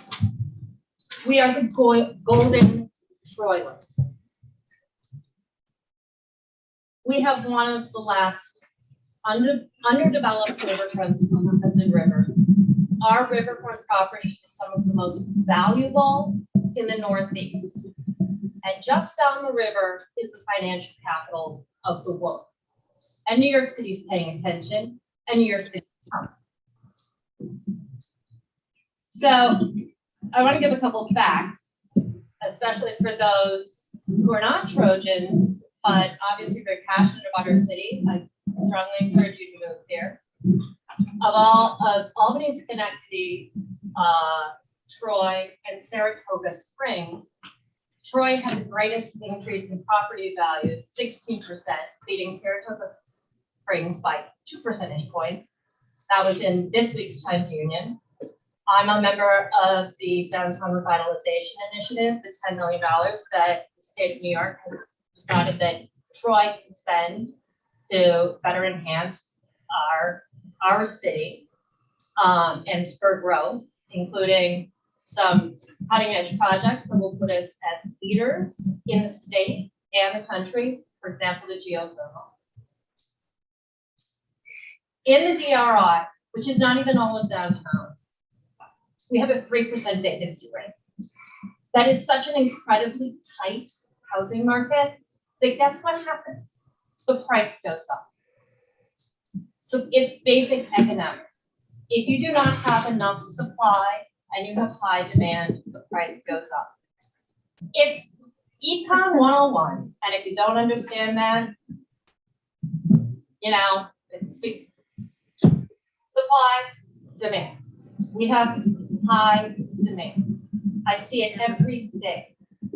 And it's not just downtown. It's all throughout the city. Things sell in days, sometimes hours. So we will price out our teachers, our firefighters, the folks who work in our restaurants, the folks who take care of our kids, if we don't have sufficient housing for them. And apartments, we'll price out our retirees. Because apartments are where people can live. Not owning a house is expensive and it's a tremendous amount of work. And I want to congratulate everyone who does own a single family home on the riverfront, because you have purchased some of the most valuable property in our city, and your property values are going to go through the roof. When people look to invest in an area, they look for high density and low land. Troy has both. And expect really significant money to be coming here. Very significant. So what we have in front of us is a legal question. And because the one option that seems to be off the table is a private sector option. And that's, if you don't want to develop, fine. Everybody has a price. Mr. Vanderberg has a price. Find the price, pay it, and do what you want with the land. And then that's the long and short of it. Supply and demand. There's a limited amount of supply here, and there's obviously interest and demand. That'll affect the price. If you don't want it developed, buy it. But that's not on the table for us. The city of Troy is not interested in purchasing this property. We have parkland and we struggle to maintain it as it is. And it's our focus as council to improve the parks we do have, care for those, and be stewards of those. So now we have two options. Either leave it as single family to be developed with up to 36 houses. We could develop it with one house. But I guarantee if you've enjoyed walking and going to the riverfront, that time is over. It's privately owned. And if we leave this as it is, tomorrow, plans can begin to build single family homes. And if you buy a home on the riverfront and you have some random person walking down through your yard to go kayak in the Hudson, the first thing that's going to come out of your mouth is, get off my lawn. Okay? The owner can cut down 5 acres of trees tomorrow. No permit needed. None. That's if we do nothing. But we have something that is in front of us that we can do. And I think if you've read the ordinance, what you'll see is that our planning and legal counsel and engineering department has wrangled more concessions out of a developer than I've ever seen in my time in Troy. They, without it being rising to a level of being a taking, and frankly, it's a little close with the concessions they're getting, which are laid out in this ordinance.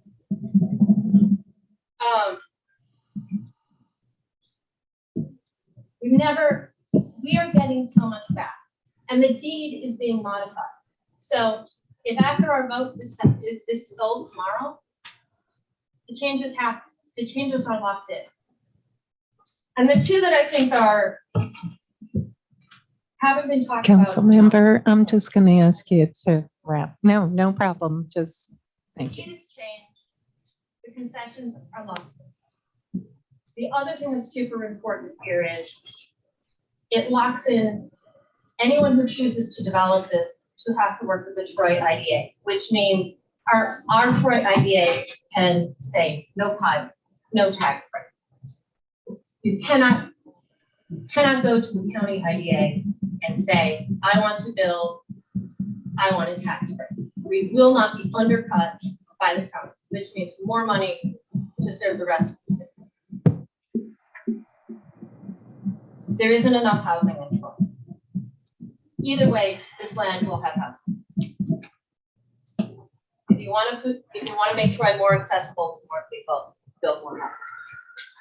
Thank you, Councilmember Min. I was going to wait for a slow roll, but everyone has spoken. So I jotted down a couple bullets. I really, really want to thank the folks that have been with this proposal for the past year and a half, 2 years. I want to thank you for coming down tonight. I want to thank you for participating. I can assure you, as someone who initially looked at this project and where it was to where it is now, it's come twofold.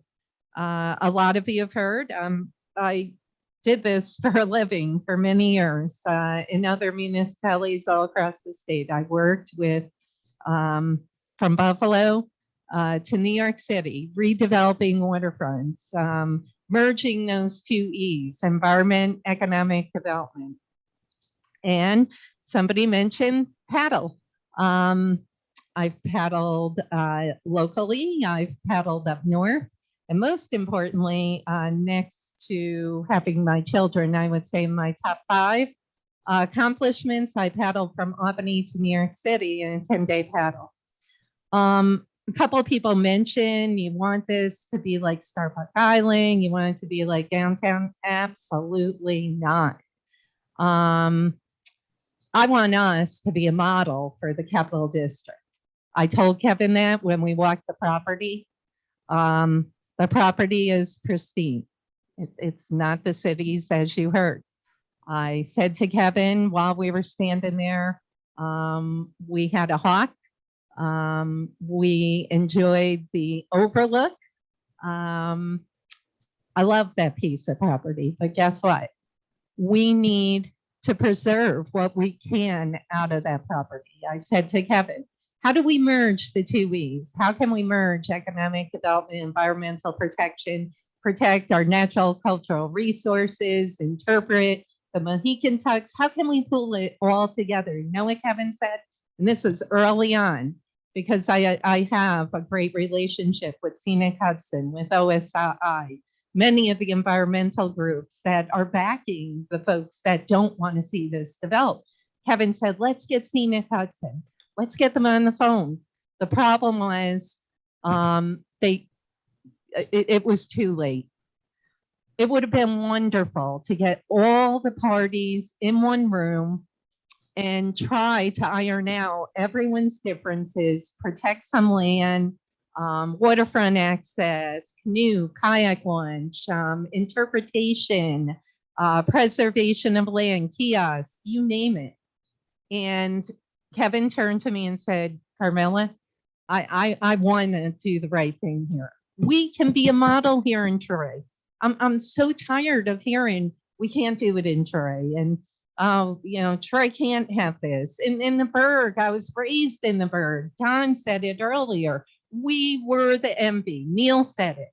That we were the envy in the Burg. Everyone wanted to live in the Burg. Today, you walk through the Burg, it breaks my heart. The Burg deserves better, and you live there too. We can work together, and I'm not giving up. And this is not the end. The developer still has to go through zoning, planning. They may turn around and say, you know what? You can only have this many units. You know what? We want to add something to this. Kevin knows that. He knows. He's put so much time into this at the request of the council because we want to do the right thing. We want balance. We want to protect your sanctuary at the same time. There's going to be economic development there. So as Councilmember Steele said, how can we merge the two? And as I mentioned earlier, you must know, we have Riverkeeper suing us down the Hudson Valley on a project. We were able to get them at the table, concessions the developer gave. There can be balance, and we can have it here in Troy, and we can show that we are a model for waterfront development. I'm not waving the white flag. I'm on your side. I am. But I want you to know we can merge the two. We can protect your sanctuary at the same time we can have development. I talked to Kevin about the architecture of the development. Carm, I want to see Adirondack features. We're not going to see just this apartment complex. That's the days of the 60s, 70s. We're in 2020. And the city of Troy is going to show that we can do it right. I'm very passionate about this. And I promise you, just whatever vote happens here tonight, we're not going to just say bye-bye. This is a piece of property that we love too. We've walked it. I used to hang there, Councilmember Steele, every time you mention how it's forest and how a lot of people walk through there, et cetera. In my teens, I dated a guy on River Road and we would walk the trail and hang out there. So needless to say, I view this as an opportunity. This is not the last straw.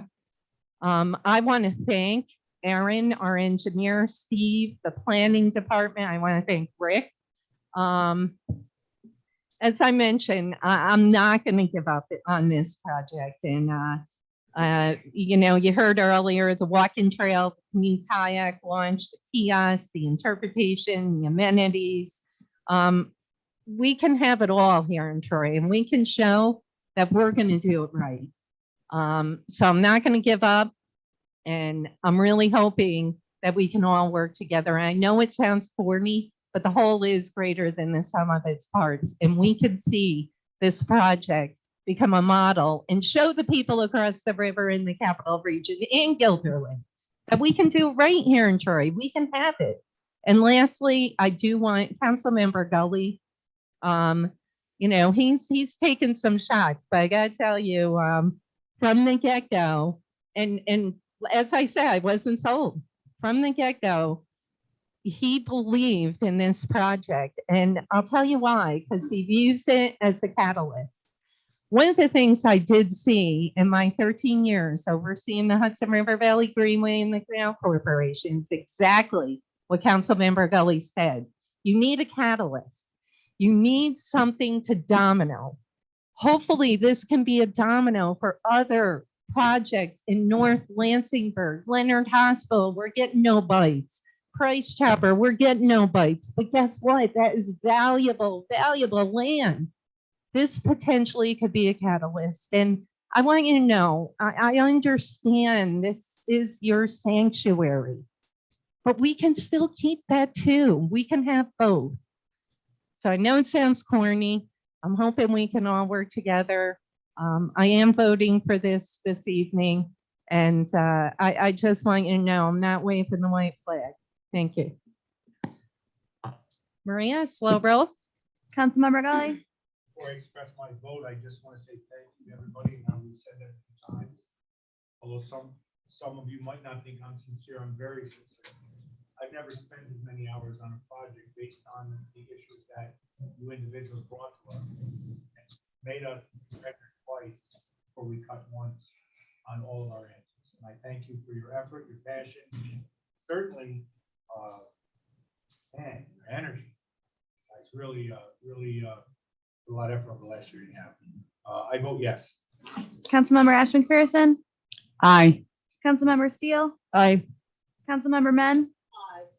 Councilmember Conley Wilson. I'm just going to express my reasoning of my vote. Like Councilmember Gully, I do appreciate everyone's time and commitment to this project. I just, a lot of the environmental concerns that have been brought up, I just can't vote yes for this. It like the PCBs in the river, the potential environmental impacts of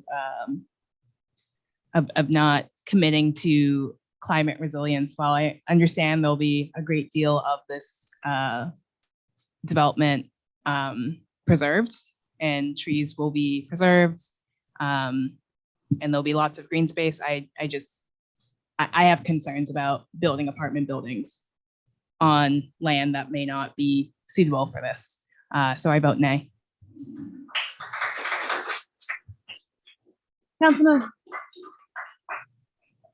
Councilmember Soriento. Yes. Council President Mantello. Thank you again for joining us the past year and a half. And I do hope moving forward, we can work together. Yes. 6 ayes, 1 no. Ordinance 22-3 passes.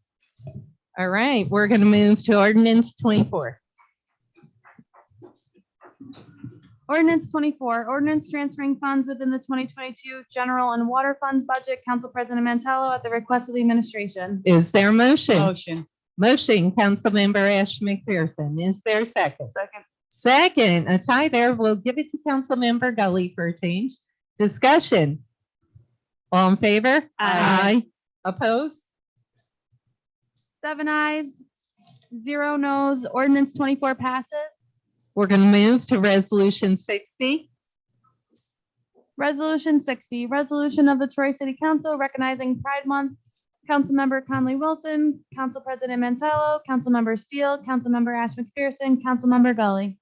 And I'm sure Councilmember Soriento and Councilmember Men would like to be a part of that. Thank you. Councilmember Conley Wilson. Thank you, Council President. So this, before I kind of speak on this, this legislation was really, really important to me. A really good friend of mine passed away, who was a trans man, right as I was working on this. So this took a little while to get to you guys, but I was thinking about him every single moment of me writing this, and I appreciate so much how you guys all support this, because this is also a huge part of my own identity as well. Resolution of the Troy City Council recognizing Pride Month. Whereas it is the custom of Troy City Council to recognize official months that acknowledge exceptional events for the enrichment of the city's residents and celebrate the diversity of Troy. And whereas the City Council recognizes the efforts of LGBTQIA people who have shaped human rights in the United States and the world. Some of the notable include Marsha P. Johnson, a Black trans woman of prominence who was active at the Stonewall riots, who provided vital resources for the LGBTQI community. James Baldwin, a Black gay writer of international acclaim who brought attention to the discrimination against his identities. Judith Butler, a non-binary philosopher who has revolutionized gender studies. And Harvey Milk, the first openly gay elected official of the United States. And whereas the month of June is celebrated across the United States as Pride Month to bring attention to and commemorate the diversity of genders and sexual orientation with pride and dignity. And whereas the Stonewall riots of June of 1969, a historic stand by LGBTQI plus citizens against systematic discrimination, acted as a catalyst for queer rights movements. And whereas the first Pride March was held on June 1970 on the anniversary of the Stonewall riots. And in the decades since, the march has grown to a national scale and a staple of American culture. And whereas the United States has seen steady progress towards equality and acceptance of the LGBTQIA citizens via human rights, some of these rights include discrimination protection, same-sex marriage, family rights, gender identity rights, and access to healthcare. And whereas many Pride marches, parades, gatherings, and celebrations will be held across the capital region throughout the month of June. And whereas it is necessary and proper that the city of Troy affirms and supports for the full equality of the LGBTQI community. And whereas the city of Troy recognizes that the city and New York State are home to a wide spectrum of LGBTQIA+ people who make immensely valuable contributions to the civic life of Troy. And now therefore be it resolved that the Troy City Council pause in its deliberations to commemorate the annual Pride March and the anniversary of the Stonewall riots and recognize June 2022 as Pride Month. Awesome job, Councilmember Conley Wilson. We do have a motion. We have a second. Quickly, I want to thank Councilmember Conley Wilson. I didn't know the background.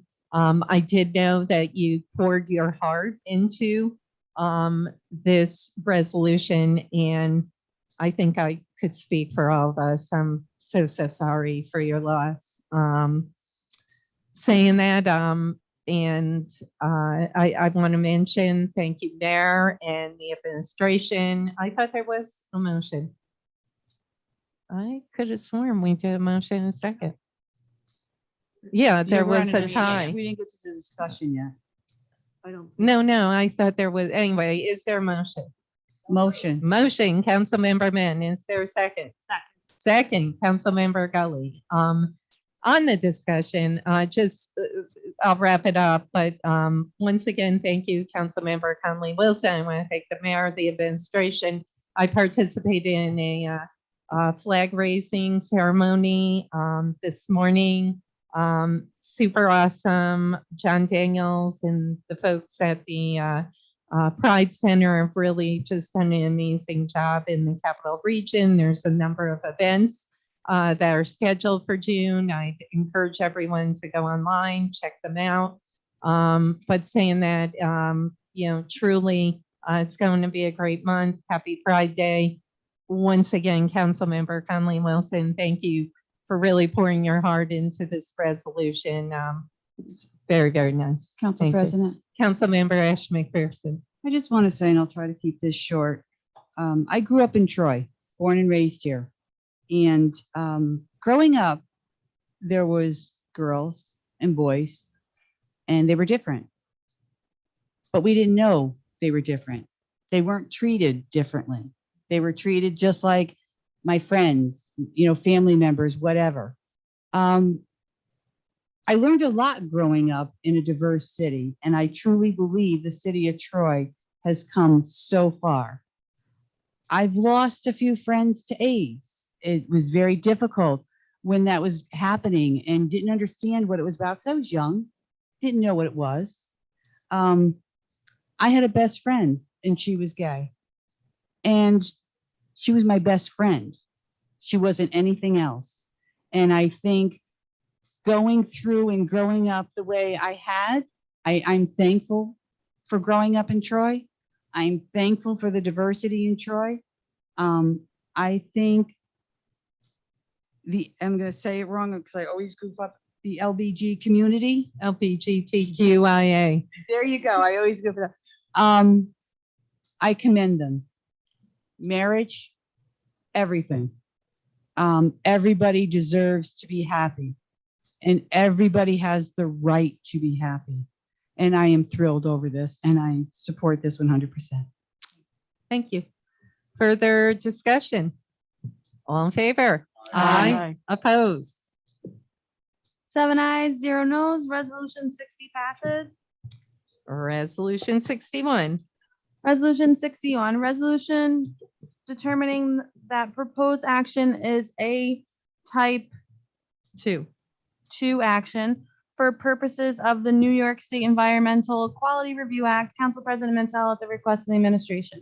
Is there a motion? Motion. Motion, Councilmember Ashton McPherson. Is there a second? Second. Second, Councilmember Soriento. Get you the next time. Discussion. Since this goes hand in hand with 62, I am going to take a quick second. Aaron, I did start reviewing the outside paving contract, and you're making headway, which is awesome. Northern Drive, I did see it's postponed till tomorrow. Yeah, I saw that, and saying that we'll be traveling a different route for my dad. And I said, you know what, he's got to be looking down laughing. Saying that, Aaron, I'll get you on the side on specifics, honestly, but are you pleased with the progress thus far? And I do have to ask about one. There's many I want to ask about, but Mill Street, a couple folks have again recently contacted, almost hit. As you know, people don't know which lane, so they're driving in the turn lane toward other folks. Anyway, I know it's on the list. Do you know how soon that might get done? Mill Street is. Okay. Yeah. I knew Campbell was. No, that Okay. was- All right. Yeah.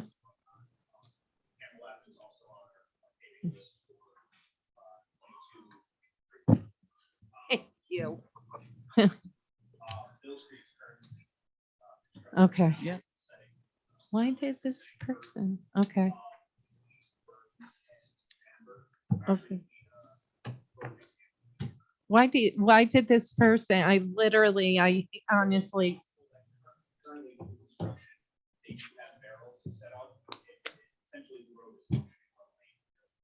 Okay. Yeah. Okay. Okay. Okay. That could have been it. I marked it unopened. I'll go back. I could have sworn, I thought it was something else, but. Council okay. President, can I chime in on that? Sure, council member So Soriento. right now, because I drive up and down that road 4 or 5 times a day. Yeah. So they have started with the sidewalks first. And Oh, it so looks maybe good. that's why. It looks good. The one thing though that I do have a question for you, Aaron, is are they going to make that? Yes, you have the floor. I'm sorry. It's okay. Go for it. Are they going to make that a 2-lane like it was before, or is that now just going to end up being a 1-lane? We did look into eliminating the climbing lane on the street. We were doing that, provide additional sidewalk space, bike lanes, something like that. Yikes. We were unable to make that happen. The climbing lane is required for the street. The traffic. Grade of the street was significant enough that truck traffic slow down, crawl. Yeah. That will delay traffic. Mhm. So it's going to be restricted exactly the way it was before. Okay.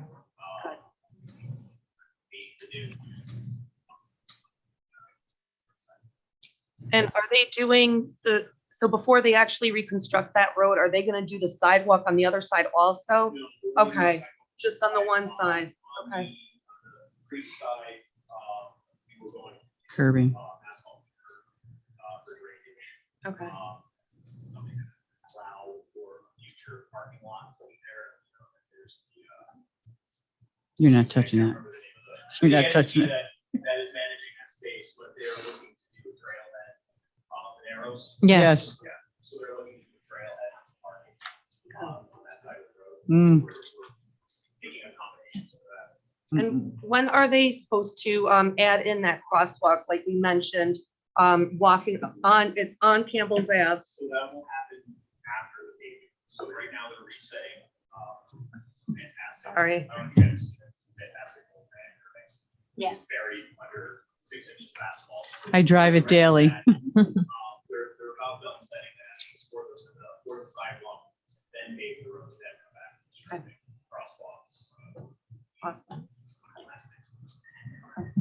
And Aaron, real quick on Campbell, the prior deputy mayor had talked about sidewalks on the portion by the Heights from Spring to Cumberland area. Has that been discussed at all? I know the prior deputy, okay, you are, awesome. The prior deputy mayor had stated that, so. Between the Spring Campbell Mhm. intersection and Project Road. Mhm. So there will be some sidewalk there. I think at Project Road, project will pick up the rest of it. Okay. We don't know about the rest of it. Okay. It's a start. It's a start, man. This is awesome.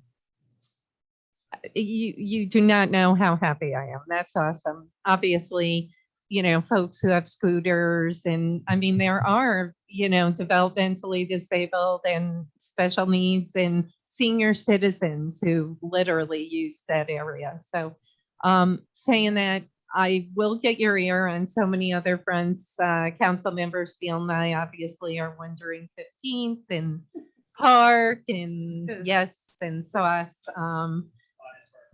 Just, yeah. So right now, we're National Grid decided to so we are waiting for them to complete their work before we'll go in and finish that intersection. They're not going to rip up the new pavement. What the heck? Are they paying for replacement? Councilmember Ash McPherson. Yes. Standards, what's going to happen here? I mean, not their shoddy replacement, like our standards. So also we're gonna have to resolve that issue that's been outstanding on that. Good. Yeah. 15th, we actually haven't finished top coats of asphalt for that. We're waiting for the survey. So you won't see that. See, there was an ulterior motive this evening when I asked you to come.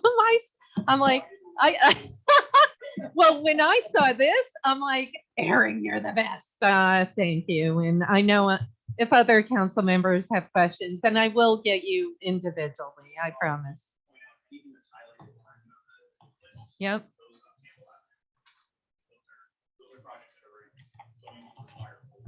I don't know if they can see it in orange. We see gray. It's the last sheet. Yep. To do things like sidewalk improvements, or curb drainage improvements. And are they prioritized, Aaron? The list is alphabetical.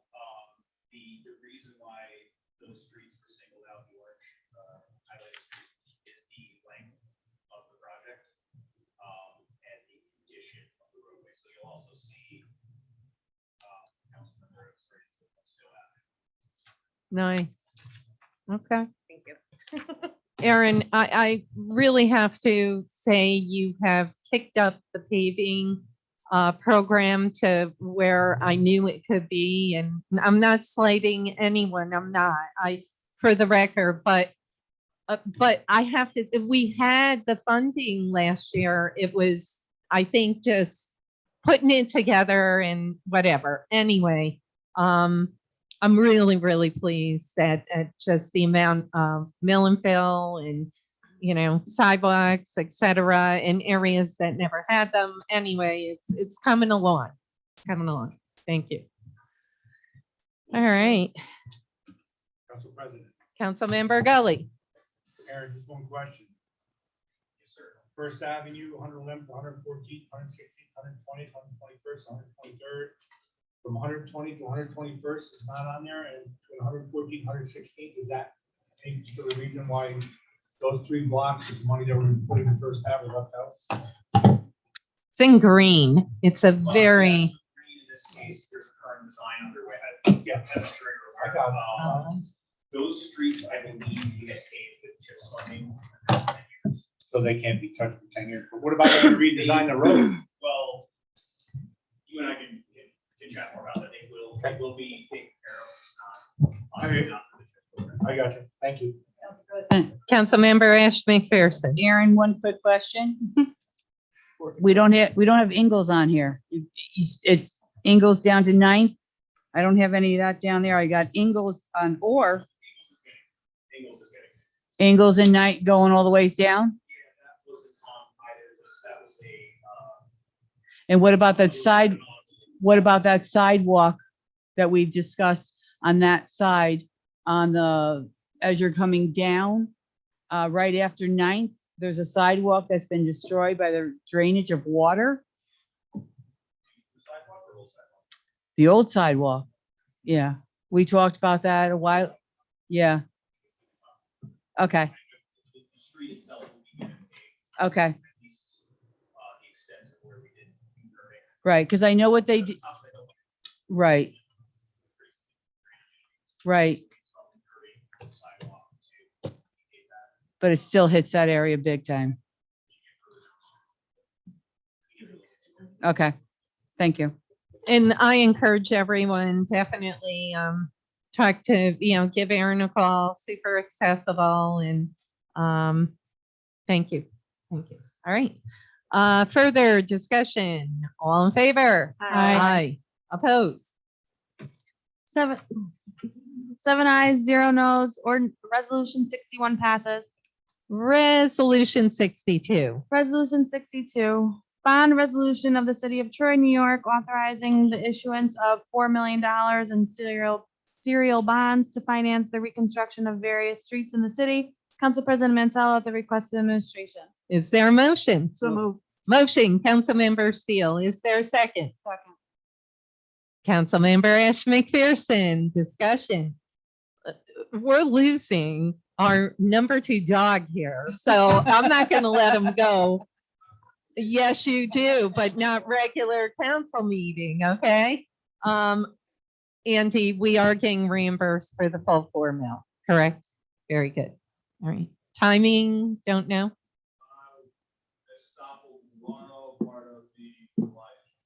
Okay. What are we gonna do without you? Don't worry, don't worry. I listen. I first gotta get through this week, and then you. Okay. Okay. Motion second. Further discussion. All in favor? Aye. Opposed? 7 ayes, 0 noes, resolution 62 passes. Resolution 63. Resolution 63, resolution authorizing the mayor to enter into an intermunicipal agreement with the town of Colony for mutual provision of police tactical team services. Council President Mansell at the request of the administration. Is there a motion? Motion. Motion, Councilmember Ash McPherson. Is there a second? Second, Councilmember Soriento. Discussion. All in favor? Aye. Opposed? 7 ayes, 0 noes, resolution 63 passes. Resolution 64. Resolution 64, resolution authorizing the implementation and funding in the first instance, 100% of the federal aid and state Marshallese program, Marcaselli program aid eligible costs of a transportation federal aid project and appropriating funds. Therefore, Council President Mansell at the request of the administration. Is there a motion? Motion. Motion, Councilmember Steele. Is there a second? Second, Councilmember Mann. I knew she'd get it in. I knew it. All right. Discussion. All in favor? Aye. Opposed? 7 ayes, 0 noes, resolution 64 passes. We have a final public forum. Would anyone in the audience, including our present comptroller, like to address the city council? All right, I'll thank all of you. Thank you again. I'll take a motion to adjourn. Motion, Second. Councilmember Ash McPherson. Second, Councilmember Conley Wilson. Discussion. All in favor? Aye. Opposed? All right. Good night. Now I gotta go do work.